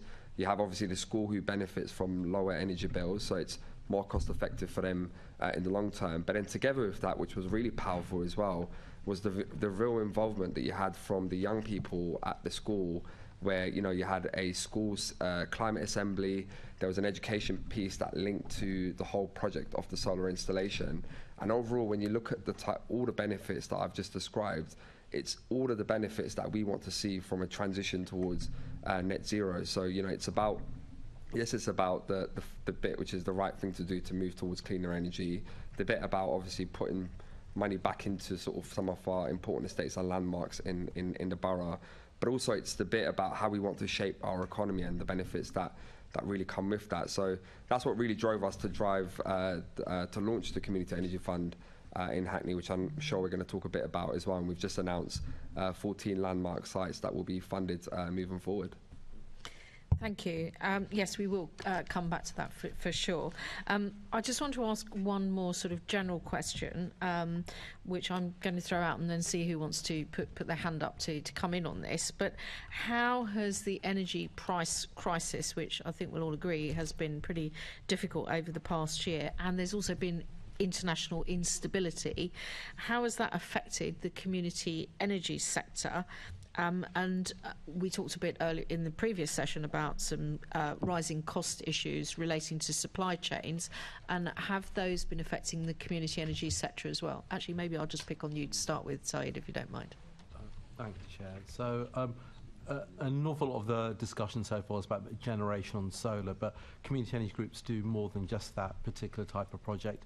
An awful lot of them do energy efficiency, retrofit advice, and also advice to households in terms of how they can better manage their energy bills. And so from COVID to the energy crisis, we've seen many of the groups pivot to kind of develop their skills on energy advice, going to identify those most vulnerable households within the community, handhold them in terms of being an advocate for them when speaking to energy suppliers. We've been hearing some really challenging things with households in terms of having forcible prepayment meters fitted recently. Often households do not know how to have that conversation with an energy supplier. So if you have a trained individual at a community energy group who can help that household, that's a really valuable asset, something that local authorities just don't have the ability to be able to do. So we've broadly seen an increase in the desire to know more about energy efficiency and fuel poverty. The energy efficiency landscape and funding landscape is incredibly complex at the moment, and it always has been to an extent, but even more so since we've seen the energy price crisis. You need an experienced individual to kind of help navigate a household to get the best of those. One of the things that I really recommended to the Mayor a while ago, and we've really seen some advance in London, is welfare benefit checks. Something like £12 billion in welfare benefits have traditionally not been claimed by individuals who are entitled to that. And if you can get a household to have a proper welfare benefit check, we're regularly seeing households getting a £50 increase in benefits per week, which is not far off at the moment, of course, because energy bills are so high, half to two-thirds of your energy bill taken out of your the impact in your salary and so on. So that is where community energy groups have been responding by pivoting and understanding an awful lot more about how to deal with the crisis, because they reflect what the priorities are of the households in their community and neighbourhoods. Thank you. Does anyone else want to? Oh, I can see lots of people want to come in. I'll take Catherine and then Austin on this issue. Thanks very much.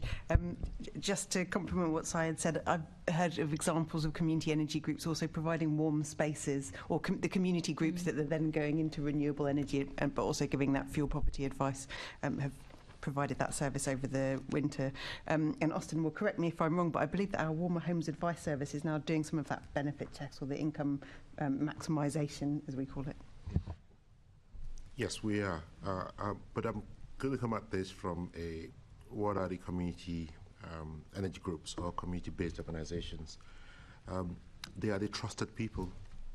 They're the trusted people that will speak on behalf and speak on behalf of the poor, and also speak to them on behalf of, let's call it the GLA or the government or region, so that the message gets across, because advice will be lost in transition to net zero. Just transition is a big question, so we need strong advocates like Syed saying, you need to do this differently, and you need to do it better. And if we're to have any chance in succeeding in our poor poverty strategy, we need to work with the community-based organizations.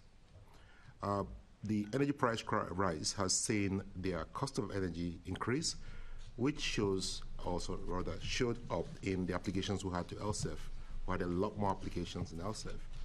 And going forward, what would that look like if we're going to use the community-based organizations not only as a place of, should I say, refuge, it's also a place for advice, and it's also a place where we actually design our strategy for net zero to be just. So it has a lot of use.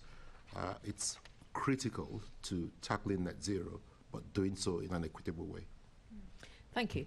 We're going to move along to Assembly Member Zach Polansky, who's going to start to dig into some of these questions about what the Mayor and what the government can do, and we are also going to talk about what councils can do. So I'm going to pass straight over to Assembly Member Polansky. Thank you, Chair. Good afternoon. Afsheen, if I can turn to you. I love community energy, and I also love how you articulated the connection with social and environmental justice. I guess I'm partly asking for a history lesson for all of us in terms of, could you tell us how community energy has grown or decreased in line or not in line with government and mayoral support? Sure. So community energy started off around 2010, 2011. That's when we got going, and that was thanks to the feed-in tariff, which was the subsidy for installing solar panels. And that's where the history of community energy began, and that's why the link with solar and generation started, because there was a viable business model. And that was going really well, and we saw a real spread and growth of community energy across the UK.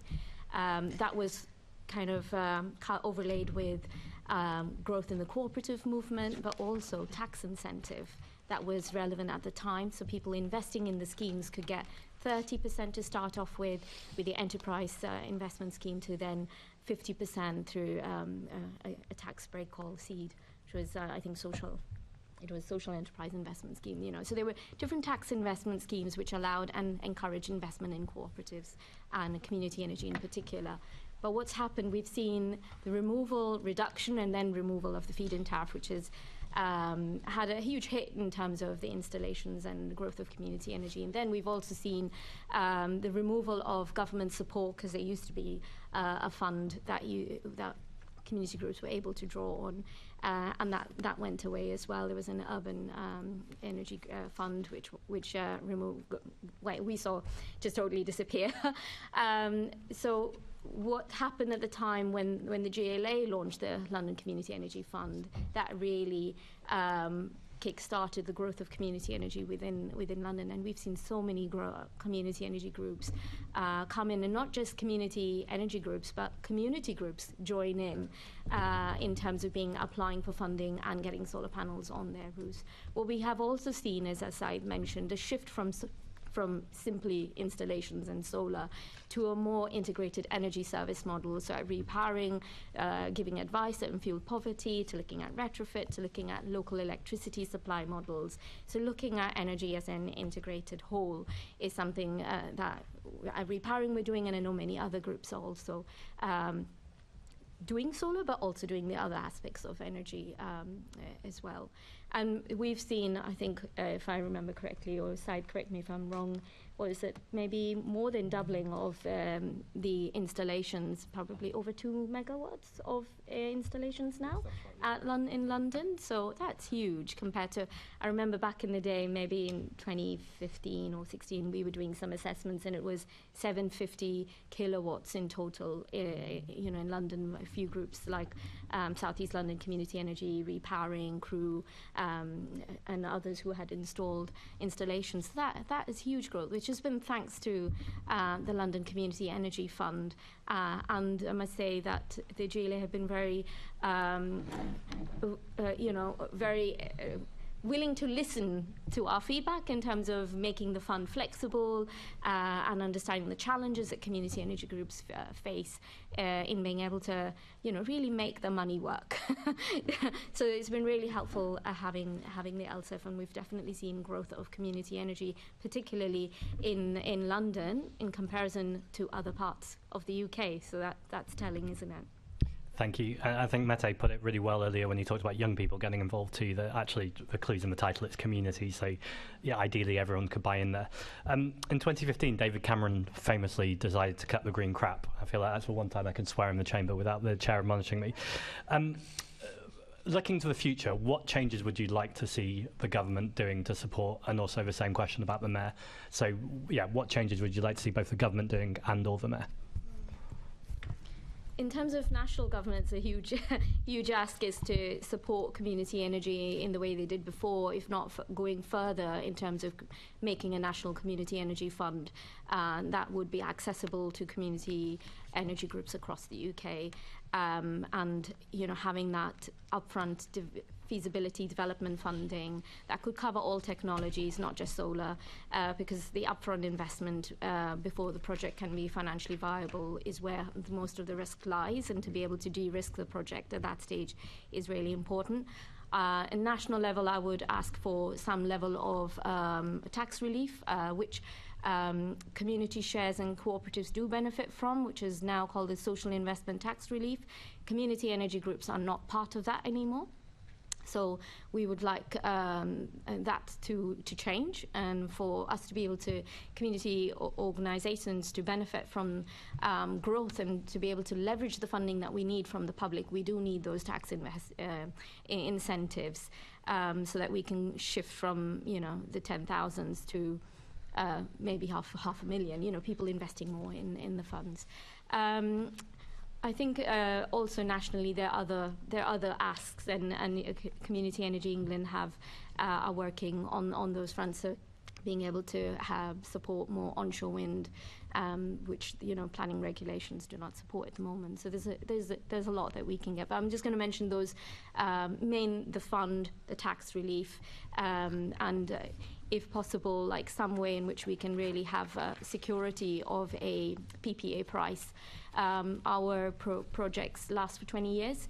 And currently we have agreements with energy suppliers. When the electricity is not used on site, it's going to the grid. Those contracts are annually renewed and reviewed. So something that would give us long-term security would also be welcome.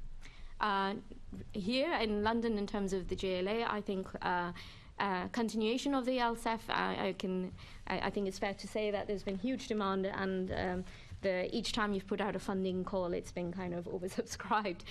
So possibly more funding would be very welcome. And also, I think to obviously, I'm coming at it from a repowering angle, but really connecting the dots in terms of different GLA programs where green skills can be linked in. So we're not just looking at building skills within solar, but retrofit and other areas. And I'm sure the GLA are working on various different programs, and how can we integrate all of that and really open the doors for young people in creating sustainable apprenticeships and work experience. I think that would be really welcome. I think where at the moment it's a soft approach, where local authorities are encouraged to work with community energy groups. I think there's still many more local authorities that can collaborate with community energy groups. I feel there is still a bit of a shift needed there in terms of really actively encouraging those collaborations to take place. So that would be, again, another area where we can see more active growth of community energy. And the GLA have powers of leveraging more links with private companies. I think another challenge that community energy groups find is that a lot of the buildings are owned by central organisations that might not necessarily be present in the UK, and there's a missed opportunity. And how can the GLA leverage its connections and its powers with developers or private building owners, that we could actually bring together that collaboration where most of London's assets can be used for community benefit. What an answer. That was amazing. Thank you. There was a lot there. Apologies. I meant to bring in Assembly Member Bakari after my question before I move to you. Do you mind if we go back to that? And just while we were saying about the feed-in tariff, which was introduced by Ed Miliband when he was the Secretary of State at DEC, I think we should say that the National Community Energy strategy was introduced by Ed Davey when he was the Secretary of State at DEC, and it is a shame that we then moved on to the view that was just expressed by Zach relating to green crap. I'm just going to follow in your direction. Assemblymember Bakori. Yeah, thank you for mentioning Ed, because he was yeah. Shall we talk about the coalition? Maybe not. No. I think we'll draw a small veil over that, I think. But yes. Let's talk about that another time. But what I really wanted to talk to the panel about was a particular area, which was theatres, small theatres and small museums. And as a chair of economy in my last committee, we released a report about the need for more support, actually, from the Mayor of London when it came to small museums and theatres wanting to, take up these kind of projects and opportunities. And we were discussing solar together earlier, and their specific areas, homeowners and small businesses and medium-sized businesses, and the theatres, the small theatres and the small museums, where do they exactly fit in? Where can they get that support? This is where they're struggling at the moment, and they're coming to us saying to us, we need help, we need to know what to do. There's a lack of information that's targeted to this particular group, a lack of support, a lack of understanding of how to get the support and the help that they need, because they want to have solar panels too. And I've been talking to councillors in Carshalton recently, the Cllr Arts Theatre. Love to have solar panels, but they're just struggling to work out how to get that support. So what kind of advice can you give this particular sector? I'll go to Syed, because I think he'd probably be a good person to start off with, but anyone else from the panel? Well, thank you for bringing to attention that particular sector, because recently Community Energy London undertook some analysis, and we were greatly aided by some of the GIS and data people at the GLA to help do that. And what we wanted to do was use some of the extensive data sets that the GLA have around community buildings. And so you can cut what a community building in various different ways, but we included art centres and theatres and museums within that as well. And so just to say, the overarching figure we had, which I still think is a fairly conservative estimate, is there are around about 20,000 community buildings in London. And we think there's easily over 10,000 that could have solar projects on them, and we've estimated what that solar potential might be, and it comes to around about 1,000 megawatts. So Afsheen was talking about, to date we've probably had 2 to 3 megawatts of solar from community projects. We think the potential for that is, 1,000 megawatts rather than 2 to 3 megawatts on those buildings. A subset of those buildings are theatres, and some community energy groups have worked on theatre projects. The Polka Theatre, I have to get back to you on where that is in London, but that is the worst on that rings. I think we both know that it's in Wimbledon, and the company that worked on that this is Carshalton Cllr Arts Theatre. No, Polka. Oh, you're talking about Polka, yes. Yeah, and that was Cllr Energy. That's Cllr Energy. Thank you, Chair, for clarifying that. And I think Mete will talk about what they're doing in Hackney through their fund as well. So, in brief, absolutely, art centres, theatres, museums are an area where community groups want to work with. 2, their bills have skyrocketed. 3, they've got opportunity for generation for things like solar, but also for things like LED lighting, for things like insulation, for things like improving their boilers and other equipment around the actual theatre. They don't always have the skills to do that. The theatre sector has come out in the last 6 months with very good guidance about how to make net zero buildings, but community energy groups can provide that helping hand for theatres to actually undertake those kind of measures. So there's a good alignment there. There is some work going on, but as part of today's discussion, it's all about boosting that by at least tenfold to really accelerate the amount of projects we're going across all community buildings, including the ones you've mentioned. And do you think the Mayor has a specific role, though? Can you be explicit on that? What do you think he should be doing? One is there's been really good work from the Community Energy Fund to support projects. And ideally, as Afsheen said, we'd like to see the quantum of funding increase, but we realise that's a challenge. But there are things that could happen, which is we can unlock the potential of Londoners wanting to invest in these projects, And that really requires the mayor to shout out about community energy a bit louder than he has to date. So that's what we'd like to see. We'd like to see the theatres come together in terms of a discussion with community groups in their areas. So it's again about shouting out about the resources that are within actual local boroughs, about community groups that are existing there. And also, you know, some of the feasibility funding through the London Community Energy Fund could be matched by boroughs through their carbon offset funds, which is exactly what Mete is trying to do at Hackney. Do have a look at the recommendations that we've made from the Economy Committee, because it's kind of in line with what you're saying, so that would be really good to tally up. Austin. Sorry, just following on the point from Syed. The GLA helped in developing the Theatre Green Book, so that's the guidance you mentioned. And then back to that point again about what is a community-based organization or what's a community-based building. It's not the longest side to net zero, it's the owners, the people in those buildings, right? So it comes back to how do we approach this point? And we're approaching it from new initiatives that we're looking at in 23-24 will by default serve certain type of actors beyond our functional bodies, beyond the boroughs, beyond social housing landlords. They will also include community-based organizations. So that if we're coming at serving community-based organizations, not only in terms of giving them funding, but actually employing them as the experts that advise us, that lead on for poverty strategy, and, then we can make a stronger case to actually have a lot more funding to give to them. So it's not just a grant. They're actually being employed for a service that they can provide from their existing knowledge base. And that's what we're looking at in designing, moving to 23-24. I quite want to go back to Assemblymember Polanski, because we're sort of going into one of Assemblymember McCartney's questions subsequently. If you don't mind, I didn't realise we were quite going to go down that route. So if we come back to... Thank you. You held your thought very well. Thank you. Come straight back to you. So Afsheen, where we were, you were just talking about green skills and the essentially retrofit skills gap, and talking about how these things are all joined together, whether it's about solar panels or insulation. Now, one of the arguments has been that there's a chicken and egg situation here, that investment can't happen until there's more demand.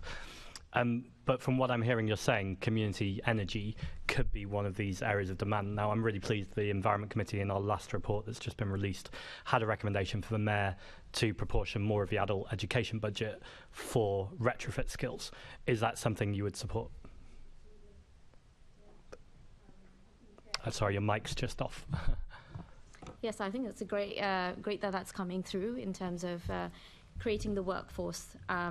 And I think I would go further, is like ensuring that workforce is, again, at a diverse talent pool, and young people from communities where such opportunities won't come their way. So really incentives for such young people to be able to benefit from these opportunities that the Mayor is creating. So I think if there is that opportunity being created, my ask would be to really make sure that there is a cohort who are given more tailored support and are handheld. And that's where community organisations can really come in and help identify and promote those opportunities in the local area, help identify that diverse talent pool, and enable them to join these courses. But they need hand-holding and they need support. And organisations like us also need the in-house resource to be able to do that. So yeah. Thank you very much. That recommendation. Syed, if I can turn to you, I've got the same questions, but maybe less of a history lesson, because I think Afsheen covered it really well. But are there things you would like to see the government changing, and are there things you'd like to see the Mayor changing in terms of support for community energy? Okay, from the government's perspective, I just want to make absolutely clear that there is no policy or support for community energy at all.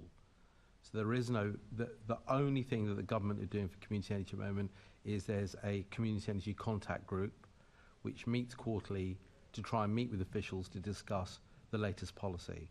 That was only constituted back last summer. I'm a member of that group. We've had, I think, 2 or 3 meetings to date. But that's the only policy measure there, if you can call it that government has to try and support community energy.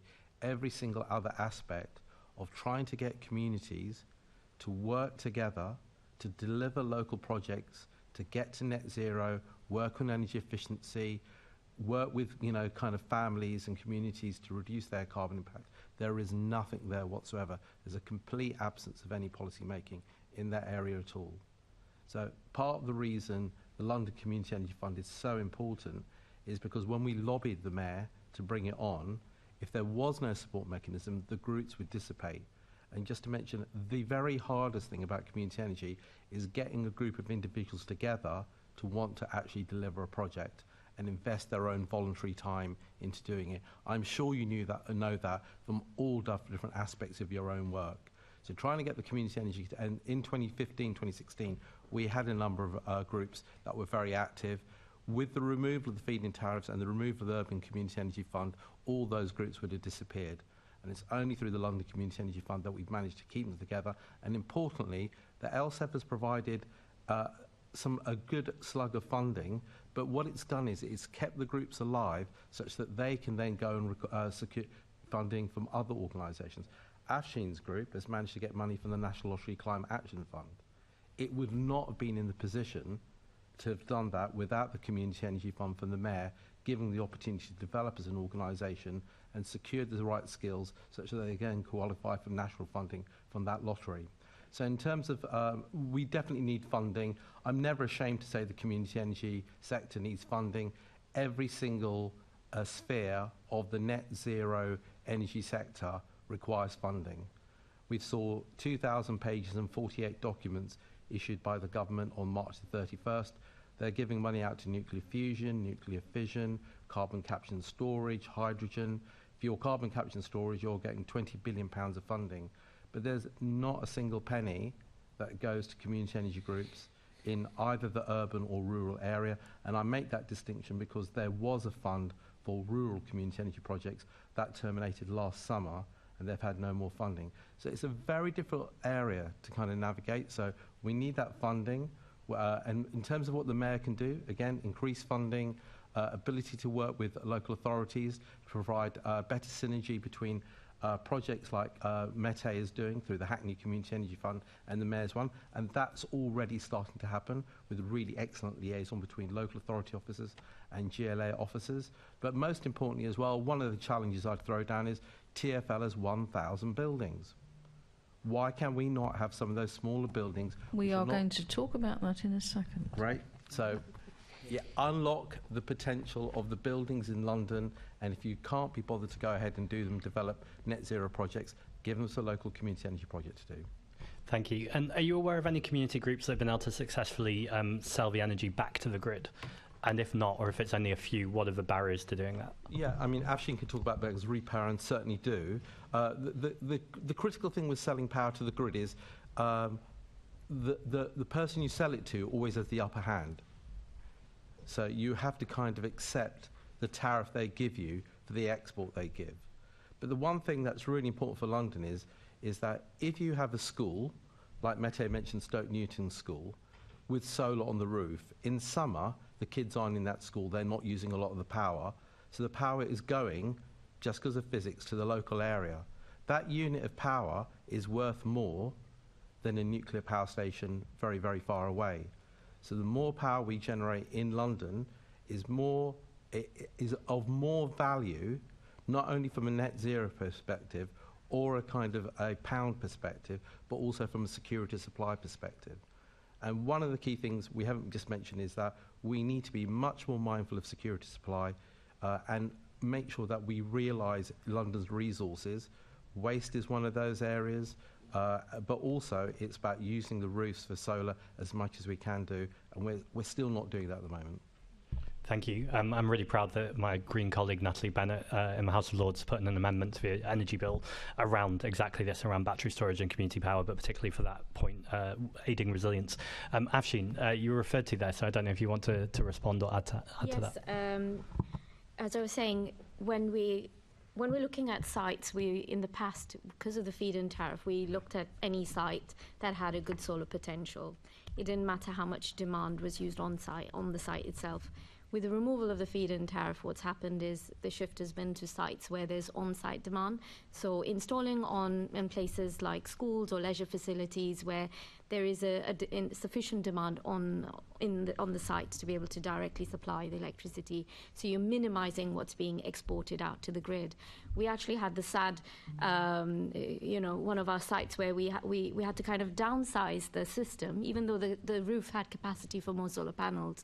We had to downsize the system to be able to maximize on-site usage rather than allow much of it to spill, because it wouldn't have been financially viable for us to take that capital cost on.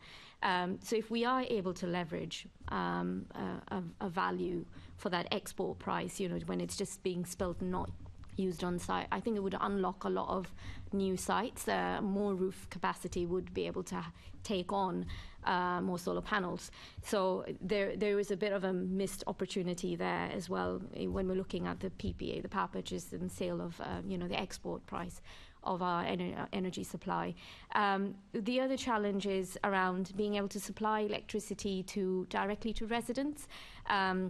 RePowering has a history of installing solar panels on social housing blocks, and we've got schemes in Brixton and as well as in Hackney near Homerton, Bannister House Solar, and the opportunity and the local electricity supply bill is about enabling local supply arrangements where the residents living in those blocks can actually use that electricity and benefit from it. So we're working on a range of trials to enable local electricity supply, and I think that will be a key game changer, because it's about minimizing the infrastructure required, but the locally generated energy is being used locally, and also encouraging residents to look at the demand side of things, not necessarily encouraging people to use more electricity.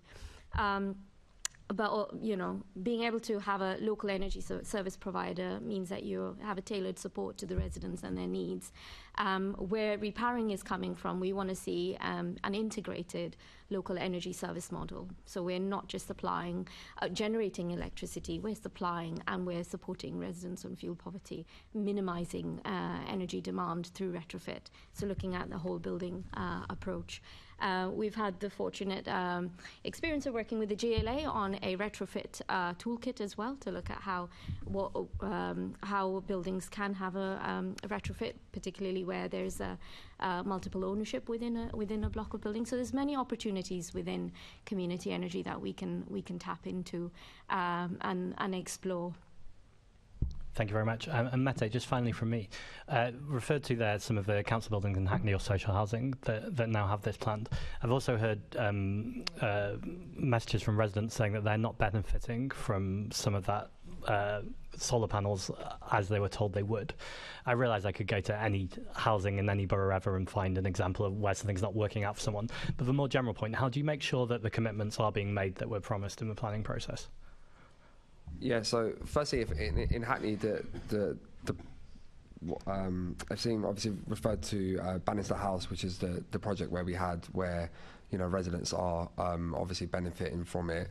We do have a plan to sort of further accelerate that, which will be sort of announced in the forthcoming months, which is around looking at areas like Nisbet House and other parts of Hackney where potentially we'll be rolling out further solar installation for residents to sort of benefit from. For the Community Energy Fund specifically, that's dedicated specifically to community buildings. So actually, he spoke about theatres, and we've got the Hackney Empire, for example, which will benefit from 102 solar panels. We've got Mete Club. We also had the collaboration between the Rio Cinema and also with Stokey Energy. One of the challenges that we do find, which I think, when we do come onto the point of challenges is, and I think we've got to look at and explore is there are also issues and tensions sometimes between planning. And obviously that can have implications on how community energy groups can sort of move forward. And we know that was a problem that was occurred, for example, between the Rio Cinema and Stokey Energy, where they had funding from to sort of carry that out, and then there were some sort of roadblocks that sort of moved to that. And I've been clear, very very clear in Hackney that if we are very ambitious about reaching net zero by 2030, we can't sort of stall application by application. Otherwise, it's going to take us forever to get to our ambitions. So, of course, there will be, we're continuously monitoring how residents will benefit from, going back to the original question around sort of specifically from solar, and that will be part of our new pilot moving forward, which will be announced in the forthcoming months. So you're confident they will benefit? Absolutely, yes. Brilliant. Thank you. Thanks, Chair. Thank you. We're just going to move on now to Assembly Member Tony Devenish, but can I just remind all Assembly Members and also our guests, if you can be brief, because we do need to slightly pick up the pace at this point. Thank you. Assembly Member Devenish. Thank you, Chair. Before I ask my questions, I just wanted a bit of context, because there's been an awful lot of interesting conversation, but there's not been many numbers. And when I spent literally 30 years in the energy sector, we used to start with numbers. The only numbers in this paper are on 16 and 17, which says there's only 750 kilowatts of installed PV at the moment in the community energy sector. And then in clause 3.6 on page 17, the only other figure I've got here is there's approximately 150 community energy projects across the city, including 70 solar PV rooftop installations. Is that correct?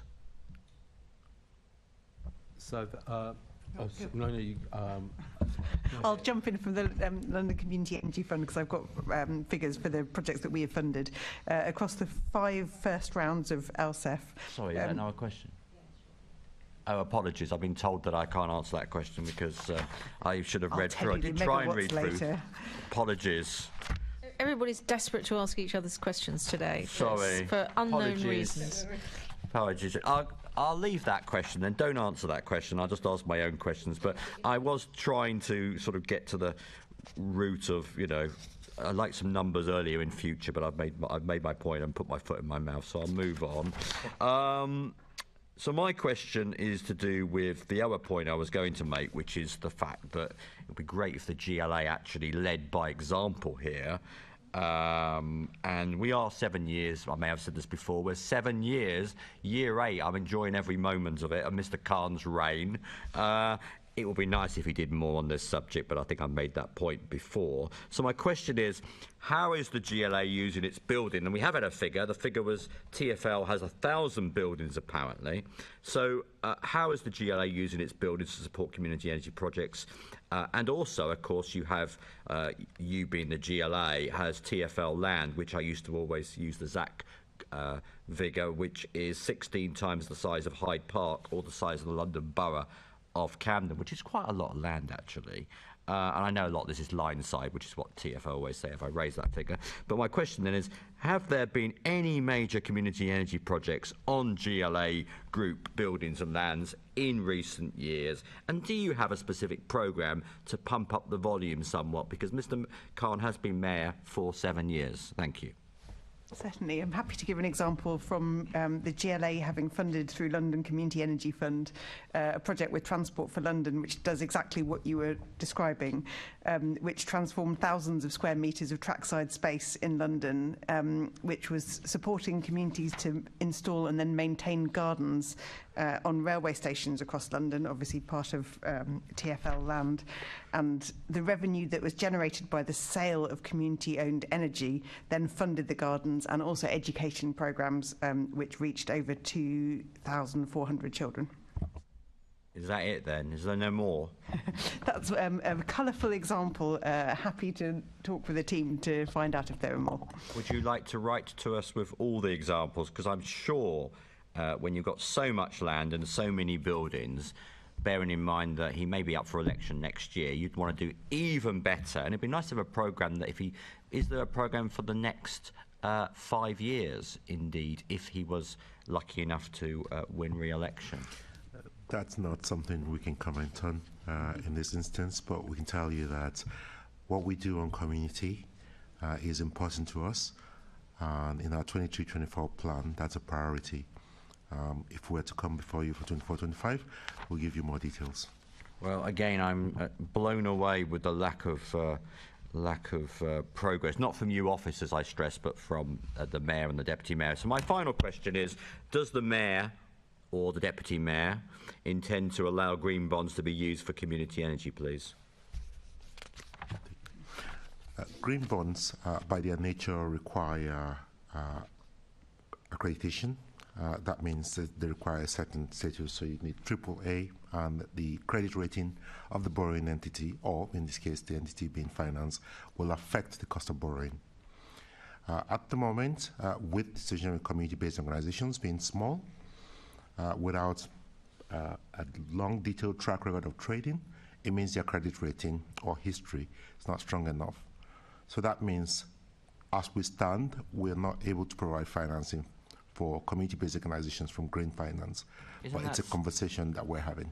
Isn't that slightly a narrow, when you could basically underwrite it with TfL, if you had a community asset next door to a TfL asset, surely the TfL balance sheet would allow you to do that, and doesn't that show a lack of leadership from a certain individual? It could, Assembly Member Devenish, but we could very well then be held before you to talk about the financial engineering and taking on derivative risk in TfL that will get us into hot waters. Well, I'm glad that you're financially a viable organisation as TfL, but I do worry that we do have something called climate change, which this committee is particularly focused on, but I'll leave it there, Chair. Thank you. I'm going to move straight on to Assembly Member Joanne McCartney, who's going to ask some other questions about community energy projects. Yes, thank you. We've touched on my first question, really, but perhaps if I could start with Syed, that we've talked about some of the models that are appropriate for community energy projects. Could you just expand a little bit about the different types of models that we do have in London and how effective they have been? I'm assuming a different model is very much based on the place in which it is that correct? Yeah, I think one of the things is it depends on the type of project that's being adopted. So certainly because it's very hard to stack up the business case at the moment for many community projects, they are required at the moment to get some kind of funding. So we've talked about one point there, which I'll return to in a second. But yet the grant funding model at the moment is not where groups want to be. They want to make sure they're viable projects that have a good, strong business case. The challenge for London is the built environment in London means we can only do multiples of small projects. We can't do a really, really big wind farm or a big solar farm, which many community energy groups outside the capital can do. They can do 2-3 megawatt projects. We can only do hundreds of kilowatts at most. So the largest scheme, I think, is Brent Pure Energy, which is a several hundred kilowatt project on a scheme in Willesden. That limits in terms of solar. On energy efficiency projects, many of the groups have now developed business models for LED retrofits, which has been really excellent to see. Again, they need some feasibility grant funding, often in the first instance, and a grant often to actually make the scheme work. But they are saving the clients that they've worked with several hundreds, if not thousands of pounds per year on their electricity bill by shifting to LEDs. And again, then we shift to another kind of business model in terms of the provision of energy advice. So the thing that I'm constantly impressed with the groups is, one, they're incredibly resilient and resourceful to continue to look at these projects. Two, the one thing about community energy groups is not only can they hopefully take money from things like local authorities, they can go where the public sector can't go, to kind of philanthropic funds and other kind of donor organisations as well. I'm not quite sure I'm answering your whole question, but they've constantly looked to shape the kind of model for their project depending on what the outputs are. But Afsheen can talk about some of her experience actually in terms of the projects she's actually delivered, probably with more detail. That'd be helpful. Afsheen, would you like to contribute? Yes, I think there are business models for the projects and there's business models for the organisations. For the projects, the business model has largely been grant fund to do a feasibility, community shares, share offering to install and buy the capital asset. And in more recent years, with the removal of the FIT and any subsidy, the capital has also been, we're using carbon offset funds or the LSEF grant funding to share that community share offering and being able to install the asset.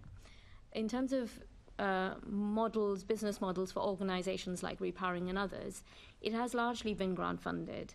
And there are some community organisations who are largely volunteer-led with part-time, maybe paid staff. So I think if we want to see the growth of this sector and want to see more of community energy, there needs to be a willingness to pay for services rather than a dependency on grants. Our key clients are local authorities, and they're often tight with their cash as well and have limited resources.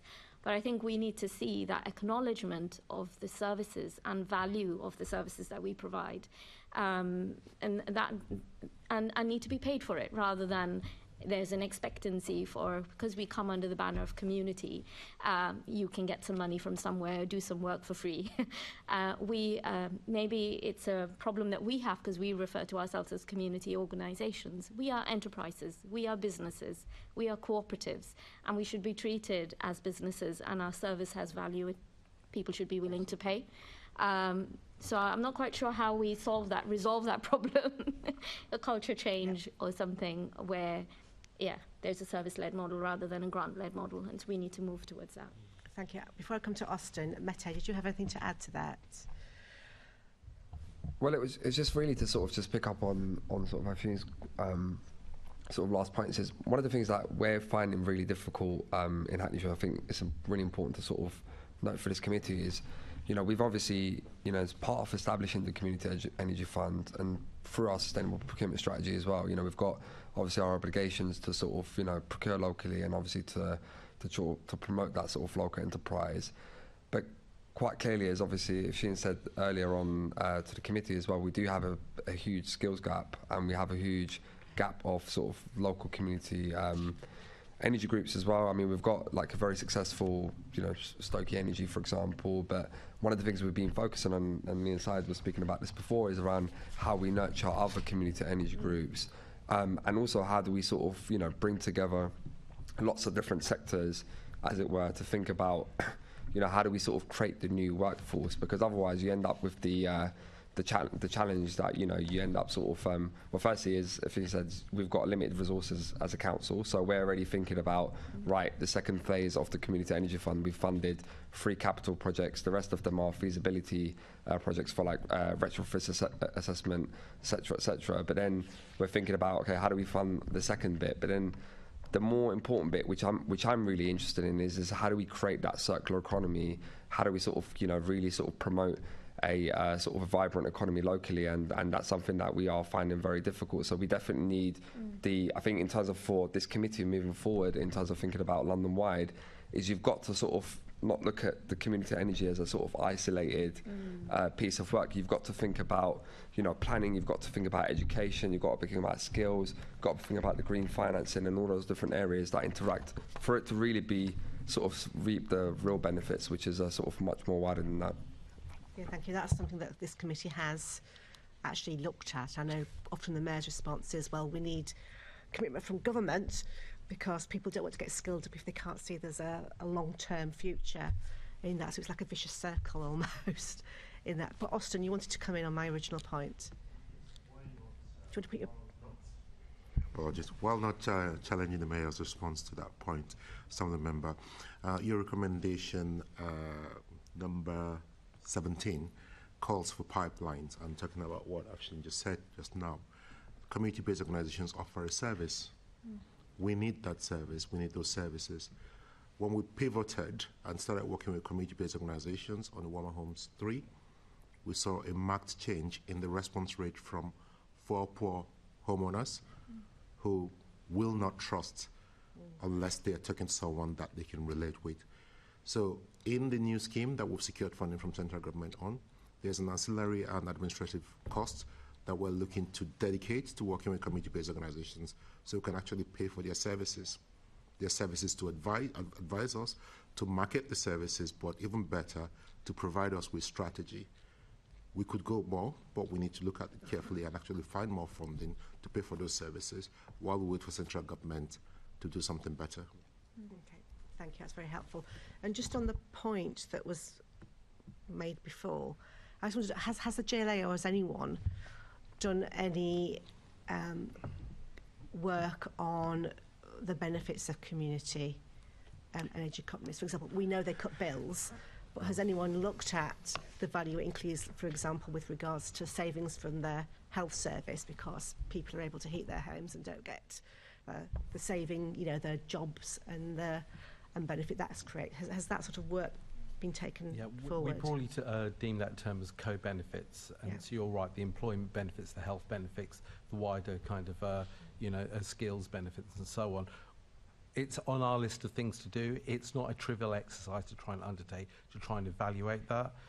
In terms of larger organisations with their energy efficiency retrofits, they've been trying to do that as well from a local authority and other perspectives. So it's absolutely, there's some work that's been done recently in Scotland, because Scotland, the devolved administration there, the devolved government there actually supports the community energy sector, and so they've made it more incumbent on the community energy sector to kind of quantify those co-benefits, and we're really, really keen to be able to do that, but hand on heart, it's not an easy thing to do. We've developed a series of evaluation documents for groups for a post-project evaluation, and in that we kind of put things like, can you help quantify what you've done in terms of training, how many young people have been involved, how many local businesses did you get involved, and more of the groups are trying to work with local GP surgeries in terms of referrals, you know, but we're still a way away from being able to quantify it to the degree that we'd like to. But if you ask us again in a year's time, I hope we'll be in a much better position. Good, thank you. And is that something, Catherine, that you would be able to help with? So I also don't have statistics to share with you on that, and we can talk about the impact of our own local community energy fund, but that's more in terms of the carbon benefits that we've produced. But turning to your own fund, can I just ask, have you, could you just explain to us about the uptake from the fund, both community buildings but also residential as well?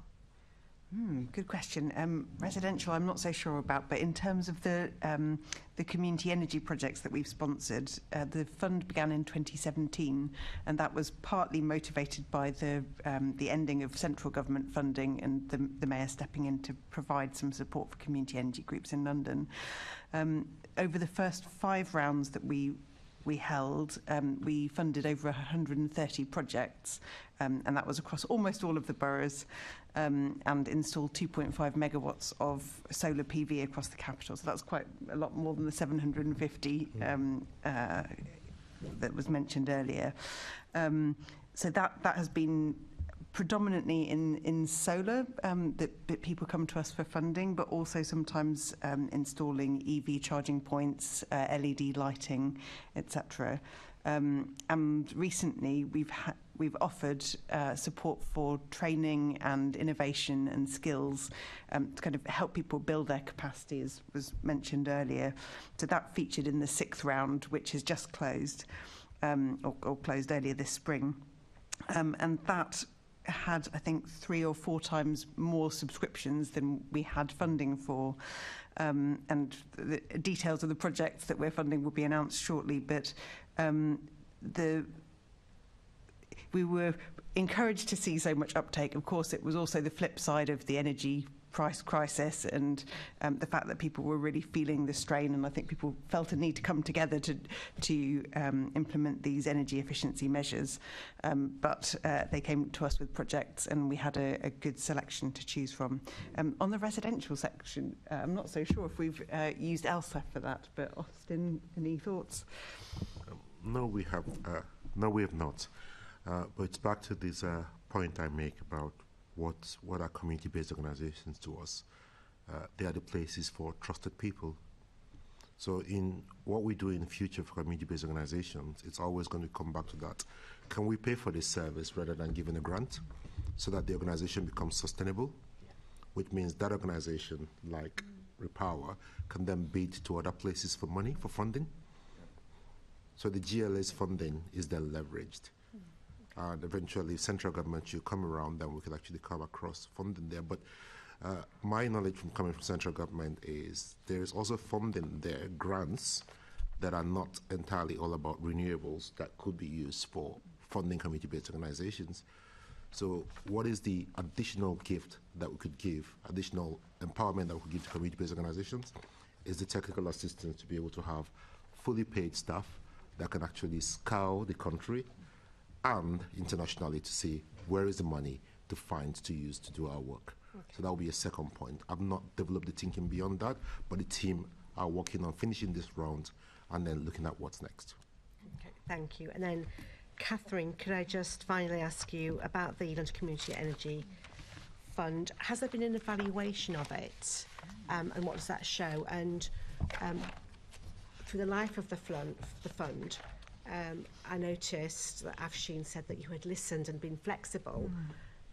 So when barriers were presented to you, could you just explain how you changed the fund to perhaps overcome some of the barriers? Of course. So we conducted a survey of community groups in summer last year, really to understand what had been effective and what community energy groups thought we should be doing next with LSEF. And so some of the feedback we got from that included particularly providing support for the development phases of projects, because there wasn't funding elsewhere to fulfil that function. Working with boroughs now that they've got their carbon offset funds, and that's really a great window of opportunity for co-funding. Actually, the scale of the carbon offset funds is a lot bigger than we have to offer through LSEF when you add that all together. It was noted that community energy groups are really reliant on volunteers, and as several people have said, that need to develop skills and capacity in-house and possibly to help professionalise it, or make sure that there's less dependence on a unpredictable supply chain of external contractors who are in demand from everybody. If you can develop that capacity in-house, that was something that was wanted from LSEF. And then finally, making sure that we were really sponsoring projects that were inclusive of all Londoners, and reaching diverse demographics and organisations. Thank you. I think that's really interesting. Do you have a list, because I'm conscious that Assemblymember Bakari raised this, of the different types of community buildings on which installations, the 130 projects have been installed? I'm sure you do. So, for example, the number that have gone on to churches, that have gone on to theatres, that have gone on to sports buildings. I'm just naming a few that I know. Would you be able to supply that afterwards to us, just so that we have that breakdown, so it's obvious to us that it has been going across a number of different facilities? Would that be possible? Yes, I suspect there's an MQ on that, but yes, absolutely. Thank you. I'm now going to move on to Dr. Onka Sahota, who's now going to pick up some further questioning. Thank you, Chair. I'll start off asking this question to you, Afsheen. How would you describe the success and challenges of the London Community Energy Fund? So the success of the London Community. Yes. How do you see it as a success of it, and any of the challenges that you faced? I definitely see it as a success. As I said, it's been a real collaborative approach, and the team members who've been working from the GLA side have always listened to us saying, well, we need capital funding, and so then the next round had a split between development funding and capital funding. Then we went back saying, well, it's not all about solar. We want to do retrofit, and we want to explore other opportunities. And then they came up with the innovation strand of the fund, where we were able to explore like transport options as well, low carbon transport options, to retrofit in other areas. So they've always come back and responded. And more recently, the fund was also about enabling us to run creative engagement activities. So there's been that constant feedback. So I think in that sense, definitely very successful.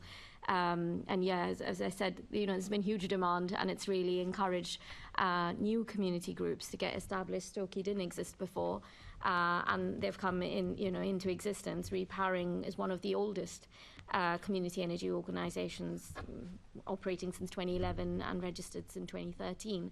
Now there's loads of community energy organisations in different boroughs, and we get approached by groups who are getting LSEF funding to say, will you mentor us, because you've done this and you worked with the local authority, can you support us in doing that? So I think there's a ripple effects as well, and we're seeing that. So it's definitely created a real growth, and I would say like a hub of community energy. I think London's leading in that way, on that front, and it's been thanks to the LSEF. So I definitely support and would welcome more funding and an ongoing running of this program. And yeah, I think I've already made my points earlier in terms of how we can integrate into other service areas within the GLA and linked green skills. So I'm not going to go into that, but Great, thank singing you. all praises here. Did you want to say anything Syed, about this? Thank you, Dr. Sahota. A couple of things. One, I should really impress upon the Assembly members that outside of London, there's been a massive diminution in activity on community energy. So I represent Community Energy London. There is Community Energy England.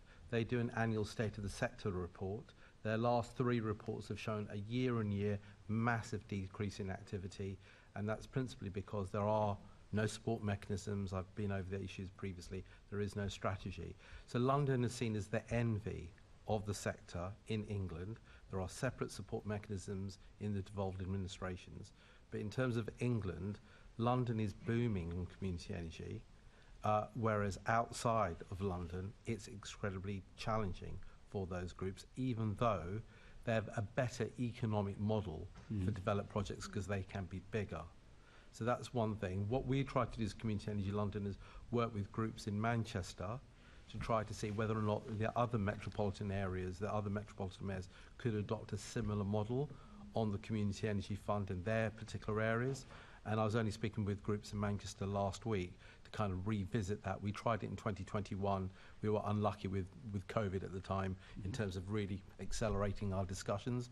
But our ambition really is for every metropolitan area, in the absence of any kind of government policy for community energy, at least every metropolitan area, to create a similar kind of mechanism to LSEF. And we're already talking to Manchester. We're hoping to talk to Birmingham shortly. Bristol is doing its own thing. But there is huge opportunity. I can't impress upon the Assembly enough that once the word gets out for potential investors to want to invest in viable projects, there's no end of appetite to do so. We've only just scratched the surface. Great, thank you. I mean, this is all very encouraging, and I'm delighted that the mayor has responded to all your requests in the past, right? But do you have any further requests of him? And so, is there anything else he can do to assist you, please? Yeah. So, Catherine mentioned the carbon offset funding. Our appetite at Cllr is for the mayor to work with all 33 boroughs to actually have a kind of seamless offer for community energy groups. So 4 or 5 years ago, I'd go around to boroughs and they'd kind of like shoo me away, not particularly interested in community energy. The adoption of climate emergency strategies over the last 2 years means that many local authorities now are recognising that they cannot achieve their net zero targets without community climate action. And so we've seen community energy funds which complement the Mayor's Fund now in Islington, in Camden, in Lewisham, in Hounslow. Southwark is about to start one soon. The London Borough of Westminster, the City of Westminster, has had a carbon offset fund, and I think they're going to pivot to a community energy fund later on this year. We've got a number of hit boroughs that we're working with at the moment, which includes Barnet, Waltham Forest, Harrow, and one other one which will come back to me, Greenwich, I think. So all of them, all the officers we speak to are in a much better place at understanding the value of working with community groups, not only to deliver community group projects, but also, as Austin mentioned, that intermediary to help them to deliver their projects on the ground. And the key thing that often said, which I failed to say, is, and Afsheen said it as well, is they must be valued. These groups are volunteer driven, but they can only do so much. So we really need to drive a more investment into the groups so they can grow and work more collaboratively with local authorities, because that's the only way we can do the kind of street-by-street retrofit nature that we need to do to hit net zero. And this will also increase the range of projects that come forward. Absolutely. As I mentioned, the thing that really mind-boggles me is that the appetite of the groups to constantly adapt. We're just finalising a report now about heat pumps in community buildings. The government wants to push heat pumps. They're giving £450 million fund per year. The London heat pump take-up is awful. It's really, really bad. I was just looking at the figures in the City of Westminster now. There have been 12 heat pumps that have got vouchers from the government's boiler upgrade scheme in the last 1 year. Did you say as many as 12? As many as 12. As many as 12. Yeah. That's very impressive. So the problem we have is that there are real challenges in London And top-down Whitehall kind of programs can't really anticipate the way in which different houses, even on the same street, have different challenges in retrofit. And that's why you need those intermediaries. And so as a consequence of that, we really need that ability to devolve some of that funding down. And the other kind of thing that we saw was with the government's Green Homes grant, they were trying to give away £1.5 billion in grants, and they couldn't do it. Whereas the £500 million share that went to local authorities through the Green House local authority delivery delivered very well. So we need that kind of connection from Whitehall down to local government, down to community groups, down to the individual. The community group bit is really broken at the moment. In London, we're fixing it, but we've got a long way to go. Okay. And also to you, Councillor Mete, can you describe to us the work done by Hackney on community energy and how others might learn from you and follow your example? Thank you. So, as I said, in Hackney, obviously, we launched the Community Energy Fund now just over a year ago as a concept, and obviously we went out to fund different projects across the borough. And when we first initially went out with the concept, I should say that, you know, the demand in the room and in the communities, because that's the way we sort of see it, is we're responding to demand as opposed to sort of we're creating this thing without speaking to others, is actually a lot of community groups have been pushing for us to sort of establish the Community Energy Fund.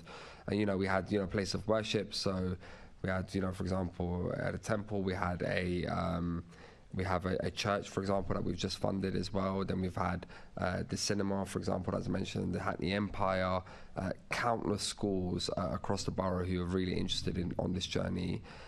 So obviously our experience of the Community Energy Fund is there's a lot of demand. There's really good community groups like Stokey Energy who exist, and others like Hill, for example, who are doing some really good assessment of some of our primary schools in the borough. The challenge for us is obviously how do you continue this to sort of a more sustainable model to sort of continue to invest into future projects, and how do you transition those feasibility projects into actual capital delivery, whether it be sort of, you know, energy efficiency upgrades or whether it be sort of solar installation. And there's definitely a disconnect, as Syed has said, in terms of, you know, from our perspective, in terms of the rhetoric from what you see from government around the net zero energy strategy and the resources that are coming down to local authorities to be able to accelerate and deliver that. And, you know, we have done that some bit, you know, aside from the Community Energy Fund. You know, we've got Hackney's Green Homes programme, which has successfully delivered over £3 million of grants, and it was had very high levels of demands from residents, particularly earning under sort of a certain level of income to be able to full retrofit. We've also had, for example, all of our own council buildings are 100% renewable electricity. We've just got an additional £12 million grant to further sort of decarbonise the London Fields Lido and other sort of council buildings like the Hackney Marshes Centre, for example, is the home of grassroots football. So really good projects that we're able to do. But, you know, I guess, you know, in summary, to sort of, I guess this is what Syed and Afsheen is trying to say without sort of putting words in the mouth, is right now is you've got really good examples in London, including Hackney being one of them. But the reality is we're sort of tinkering around the edges. And if we're really serious about the sort of the level of change that needs to happen in the time, we need government to really sort of to fund us, because, you know, as a local authority, it's going to be unsustainable for us to continue to sort of to fund this moving forward. Is there anything that we can do here from GLA to help you and other councils? Yeah, so what's really helped, and I should say, and Afsheen did mention this, and I should say it, is what's really helped in Hackney is the partnership we have with the Hackney Light and Power team, which is the Hackney's Council Energy Services arm, and the GLA's Community Energy Fund. And what's that done? What that's done is essentially is it's been able to allow for opportunity for us to signpost to funding through the Community Energy Fund. Also for us to be able to like solve through some practical issues that may exist as around like the planning or other areas where we're able to align. So I think having that liaison between the boroughs and the Community Energy Fund to essentially, one is obviously to amplify the resource, but also to be able to sort of work through some of those practical issues that, for example, the GLA's Community Energy Fund may not necessarily be able to solve at a borough level, I think that's really helped. So I think that for our side, like we're already talking to some of our community groups around how they access the Community Energy Fund, and obviously I know that GLA has been extremely helpful in regards to that. But what I would sort of suggest to the committee is obviously that having that liaison point with those community energy groups where they do exist, certainly I'm sure that GLA will test it as well, has been massively beneficial. Austin, you want to come in? Yes, please, Dr. Salter. Thank you. While we wait for central government to devolve funding to London, and we'll set up the delivery mechanism that will take that funding and deliver, as Syed described, for local authority delivery, or LAD, as it was called. We have secured formal agreement from the London Partnership Board to set up a Retrofit for London program, working with London councils. A few things will drive that program, but at the moment we've identified 3 of those, being the delivery model, the financing that is not dependent on central government, and the advice and engagement. It's coming back to that point again of where will the trusted advice and engagement come from, because central government funding is for poverty, not for the able to pay, and that's not a choice, it's something we must do. So there's something that the GLA could do, which is probably too late to plan into 23-24, but definitely 24-25, that sees a fully funded program that we can run independent of central government. And when they do catch up and realize that the funding can flow to London, we have the program fully in flight. Thank you. Thank you very much. That's very helpful. I'll hand you back to the chair. Thank you. Thank you. Can I just come back to Mete? Thanks for that, Austin. I understand when you were setting up the Hackney Community Energy Fund that you were also able to model it on the London Community Energy Fund. Is that right? Do you think that's something that boroughs across London would also find helpful? Because there's, if you like, a kind of an off-the-peg scheme that you can replicate.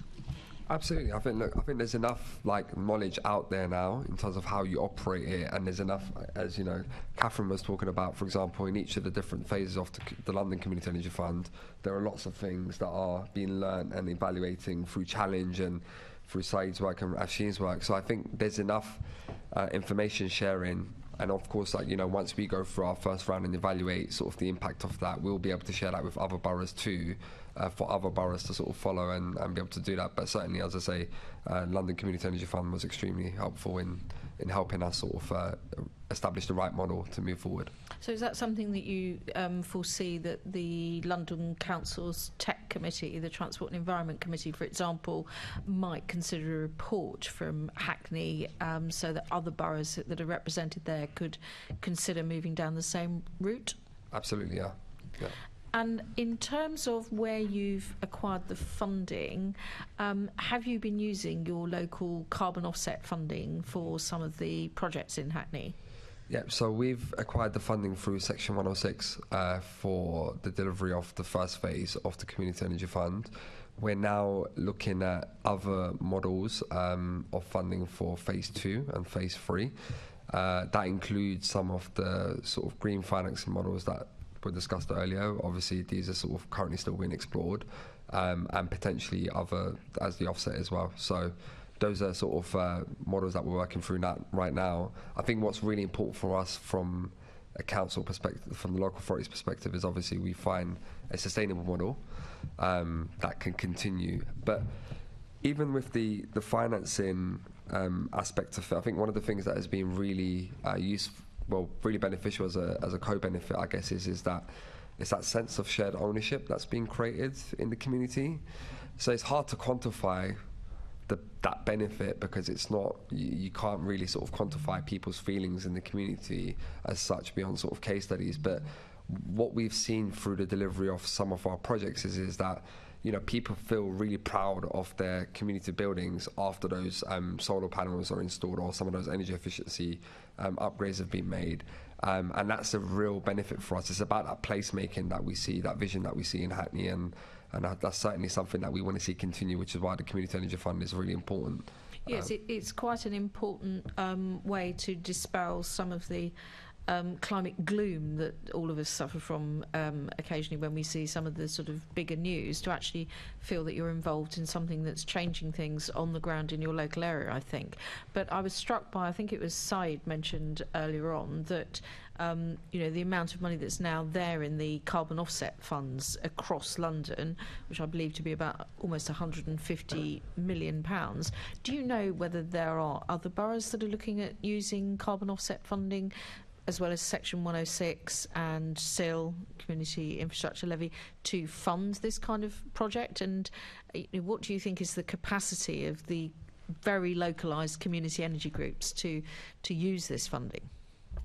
Thanks for that question, Chair. Yes, so we saw some pathfinder councils take forward using the carbon offset fund, and actually Community Energy London worked with the London Borough of Islington in 2020 to set out a document about how to set up a council community energy fund. So setting out the basic kind of steps and the guidance and the governance procedures you need to undertake. Well, ideally we would like every single London borough to have a community energy fund. We don't necessarily always ask each borough for actual finance, but actually a programme of activity within their climate emergency strategy. So it could be finding sites, it could be promoting. Camden recently promoted one of our members' share offers to residents, and that share offer was fulfilled in record time. So, but the funding is a useful component, and the latest GLA carbon offset report said not only is the amount of money being collected by local authorities increasing, the rate that they're actually increasing funds into those carbon offset funds is also increasing. So utilising some or a proportion of that to actually drive community activity is really vital. So there's no reason why every borough can't do this, I hope. So that's looking at it at the borough level, but I can see that Austin and Catherine are keen to come in and look at it at the sort of London-wide GLA level as well. Is all the carbon offset funding all going to go into the fund that the London Partnership Board is setting up? I think you'll come at the carbon offset funding from what other boroughs doing themselves already, and the process of climate budgeting that we're working with the councils on now. So including Hackney, we have Hounslow, Islington, Tower Hamlets, and City of London, and one led by the LLDC, who have all set up their community energy funds. That is now in the 20s that we now need to stretch into, and the climate budgeting, which I don't know if you've been briefed on, involves us looking at the investable projects and how they fund those projects. All councils have agreed that we have a climate emergency, but different timelines. So the next phase that my colleagues in the climate change team will lead as part of our net zero strategy is how do councils have a fully developed climate budget with tables of ideas and how the funding works. That immediately sees us linking it to the carbon offset funding, so councils don't immediately see the GLA coming for council funding. But with the best will in the world, that was still a very short list of councils out of the 32 boroughs in the City of London. It wasn't anywhere near that 33. It is 6 out of 33. Yeah, 6 out of 33. That's specifically because you asked about the link between carbon offset funds and community groups. Just to mention that the LLDC, as a planning authority rather than as a borough, also has its own carbon offset fund, and it has used that to fund, I think, 16 community groups recently. Another one, Assembly Member Devonish, GLA group activity. Thank you. Now, sorry, Afsheen, you wanted to come in as well, and then I'm going to move on to Assembly Member Devonish. Point. I do support having London, each London borough having their community funds, but I think the community funds are great to kind of bring out new community groups, and I think we can move a step further where there are already established community groups, that there is more partnership working, and I want to come back to that service level model, which because the community, the community funds are great for like instigating and bringing new groups into fruition, but we really want to support the organisations that are already established and working. And I think there was an incident where one of our community groups couldn't apply for the community fund because they were based in the borough. There was some kind of conflict of interest there, and that seemed a bit odd. My point is, let's move to a service level arrangements where possible, where if there is funding available, pay for services delivered. And the other one is, I think I want to shine a light on examples like the Future Neighbourhood Funds, which the GLA ran, which again encouraged local authorities to put in a partnership bid with their community groups, which then, again, it trickles another range of funding into that kind of collaboration and into community energy groups. So just wanted to highlight that as well. And I feel like, I would want to take up Austin on that. How do we look at the service-led model and integrate community services within that? I also want to highlight the challenges sometimes can be different funding streams can conflict each other. So community energy groups found that when the region and national funding came through in terms of LADs, and then we as community energy groups were deprioritized because they were like, well, we've got money to just do it ourselves. We don't need you. So we just need to be careful that any funding that is being carved out then doesn't just do us disadvantage, but are still integral to the programs. Well, that sounds like the whole history of supporting people funding, which I'm not going to go into because that is a completely different committee and kettle of fish. I'm actually going to move on to Assemblymember Devenish, who's got a couple of further questions, and then come back to me, and I want to talk about the solar opportunity map at that point. But Assemblymember Best wants to come in first. I can come in after, just before you wrap up, Chair. Okay. So. Thank you. I'm going to go back to my question, which I shouldn't have asked earlier, because I don't think I've actually had an answer yet. And I'm very happy for you all to agree to write to us, but there seems to be a whole lot of different things you're doing, but not many of them have any numbers on them. And I'm really struggling to get a feel for. So the numbers in the report, I'll just read out again, that we've got allegedly 750 kilowatts of solar PV in this sector, and we've got 150 in total community energy projects. And Catherine was going to give me the answer before I cut myself off, because apparently somebody else was going to get the answer, but I haven't had the answer. So could you just give an overall quantity of how, because on the one hand, you guys keep on talking this market up, it's a great thing what you're doing, it's wonderful. On the other hand, it's all going terribly and it's the government's fault. And it's Mr. Khan, of course, has blamed this completely. He couldn't possibly do more. The fact he's got a 20 billion budget. Assemblymember Devenish, I believe the 750 figure is from 2018, and actually, Catherine did say that the up-to-date figure is 2 megawatts. I missed that. 2.5 megawatts at the moment. Brilliant. So we've moved on from 750 kilowatts to 2.5 megawatts now. So, and that there are 130 projects that delivered the 2.5 megawatts. We did get those figures, I believe, from. I don't wish to take words out of your mouth, but I don't think we need you to repeat yourself. Okay, thank you. Move on? But it does actually say 150 community projects in the paper that we've been given, Chair. But anyway, I will move on because clearly I'm not going to get the clarity that would be wonderful to have. I am going to ask Catherine to write to us and that would be fantastic. Thank you, Chair. You're an excellent chair. So I'll now ask my question and be quiet.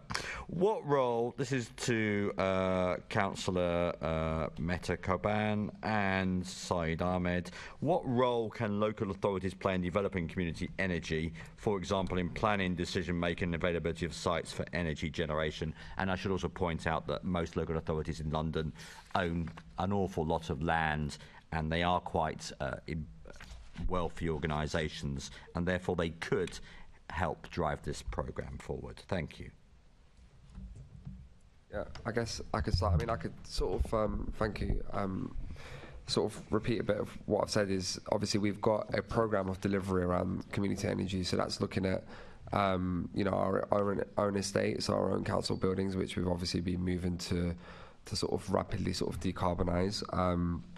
We're obviously, the other thing that we're doing is obviously exploring, both through the Community Energy Fund, but also through different strands of funding, and also through the local plan, ways in which we could sort of enable sort of that growth to really take place, or that transition to take place.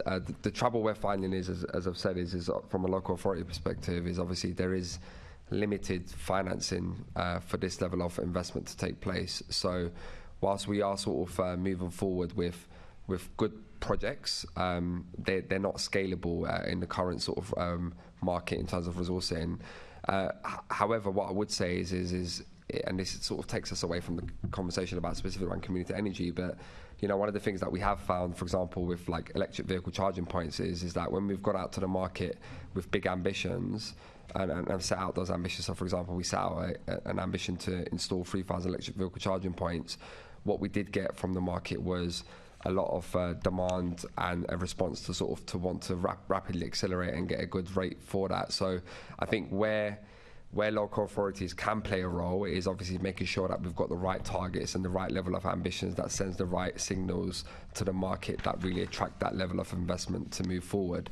And that's what we're doing currently with our climate action plan. The climate action plan in Hackney that will be going to Cabinet next week. We'll set out a 3-year implementation plan which will set out each of the different actions that the council aims to sort of take to reach net zero by 2030. So it sets out the overall objectives, but it also sets out the specific actions that we will take or we seek to be achieving, and that's everything from low carbon development to what we're doing around sustainable transport. So I think that's where local authorities can play a crucial role. Thank you. Chair, do you want me to ask question 17? Because I think it's pretty much all being covered in what's been said. Can I just come back on one point there, Councillor Devon? You addressed me as well in that question as well. Sorry. So just to give you an example of where councillors have been really active, there's a very great example in Ealing where the local authority surveyor talked to a local community group, which was Ealing Transition, and they talked about community energy, and the surveyor then brokered conversations with primary schools. And in the end, 27 primary schools went down the route to do community energy projects on their roof from solar. So quite often it's not only identifying the buildings, and data sets amongst local authorities is not terribly good sometimes. 2, it's brokering that conversation, because many times, things like schools, art centres, GP surgeries, they are busy institutions. And, if a community group come to them, they won't necessarily know the individuals, but the council can provide that intermediary as an opportunity to kind of go and get a bit of confidence. So one of the key things is identifying those sites, and the Community Energy London, we just did, I mentioned it beforehand, a potential map, and I do suggest every Assembly member, if you get a chance, I'll be happy to send a link to that map afterwards. Every single ward in London is identified with the potential for community buildings and the energy efficiency retrofit and solar potential on the roof of that building. So we've done that work for you, and every council I've shown that to has said it's an excellent resource, and it starts telling the story and bring the council to say, we've identified those sites, let's start the conversation and broker those conversations. Thank you. Did you want me to ask 17? I think we've answered it. I think you're right, because I think people have just threaded it through all the other answers. So thank you, Assemblymember Definition. Assemblymember Emma Best is going to come in. Thank you, Chair. Catherine, more a question for you, really. Could you explain to me where the London Community Energy Fund comes from? That sounds a rather philosophical question. Do you mean in terms of budgeting or its origins, or where it sits? In terms of budgeting. That sits within the Green New Deal envelope within the Mayor's budget, and for this year ahead we have £500,000 allocated for solar and community energy work. Thank you. Because there's been a bit of bashing, I'm tempted to ask where the Mayor's budget comes from, but I maybe won't. We'll leave that as read. Okay, so there's £500,000 in that project. Could you let me know how much that we are funding London Power still? Yes, I'm happy to write to you on that. I think we've probably answered a lot of mayoral questions on that, so I will dig out the latest one. This year past, it's been it's covered its costs, so it's been sort of net zero or even slightly net positive. I think Austin may have the exact pound figure. Yes, London Power is net positive, but I didn't think we'd see the day, so that is good. We're paying down the loan, almost down the payment, but we'll write to you with the specific amounts. Thank you. We'd appreciate that, and it's interesting to hear that we can use net zero in a different context here. If only we could expand it to the whole of the globe immediately, as we appear to have just done that on London Power. I wanted to come back, and I want to start with Syed and then see if anyone else wants to come in on this. my initial question is London on track to meet Community Energy London's vision of 1,000 community energy projects by 2030? So in 7 years' time, will we have scaled up from 150 to 1,000? Thank you, Chair. So this refers to a research report that we published and launched in the House of Commons on the 16th of March. Our ambition is to have the community energy projects in London increase by sixfold from the round about 150, 170 we have at the moment to 1,000. Are we on track? No. We have got lots of good projects coming forward.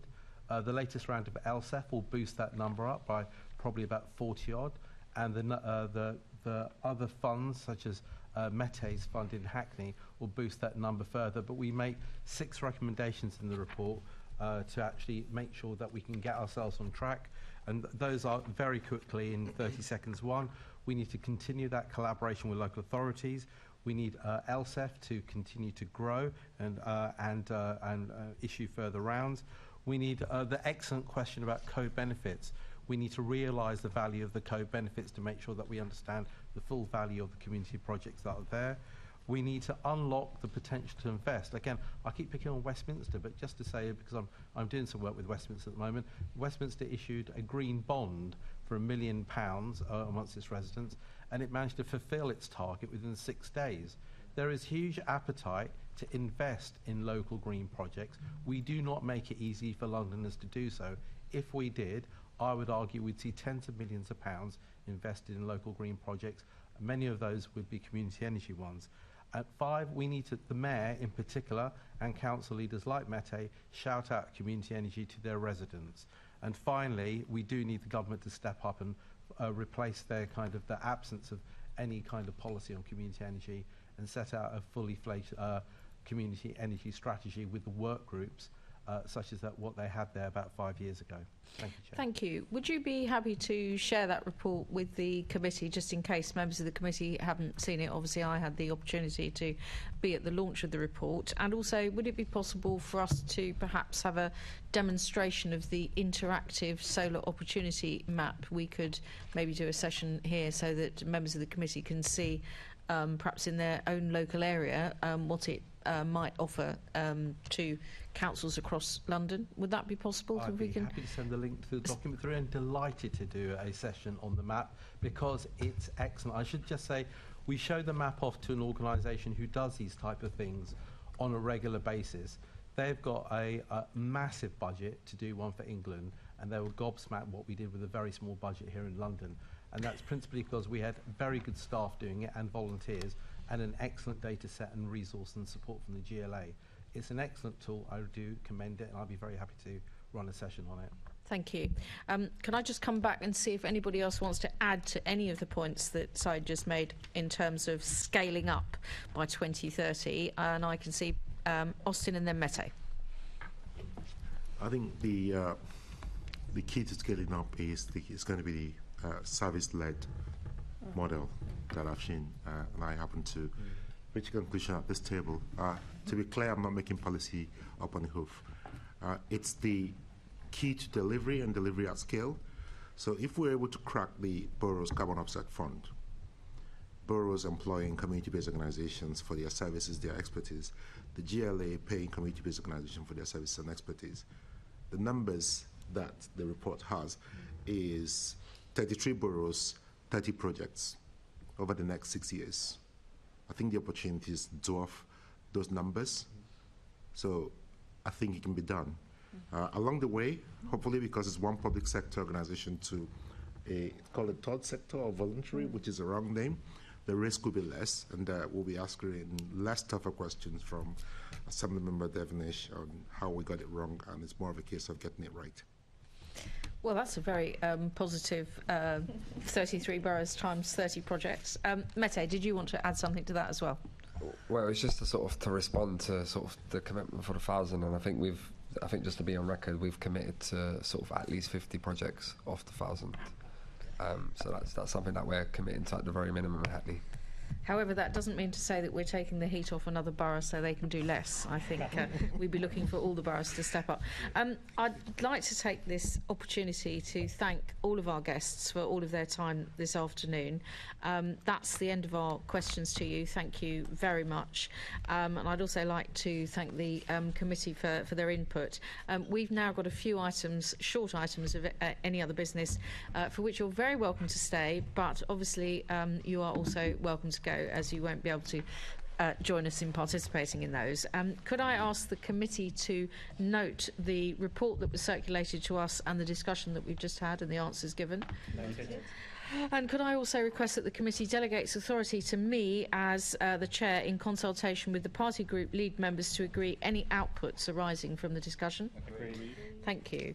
Item 11 is the Environment Committee work programme. Can I ask the committee to note the dates which we've agreed, which were agreed at the London Assembly at its meeting on the 4th of May 2023, and which are just dates at the moment. The actual content of those meetings has not been agreed. Is that noted? Yeah. Thank you. The date specifically of the next meeting is the 14th of June, which will be at 10 o'clock, and currently is due to be in this very place in the chamber. And there is no any other business that I consider to be urgent, so I declare this meeting closed.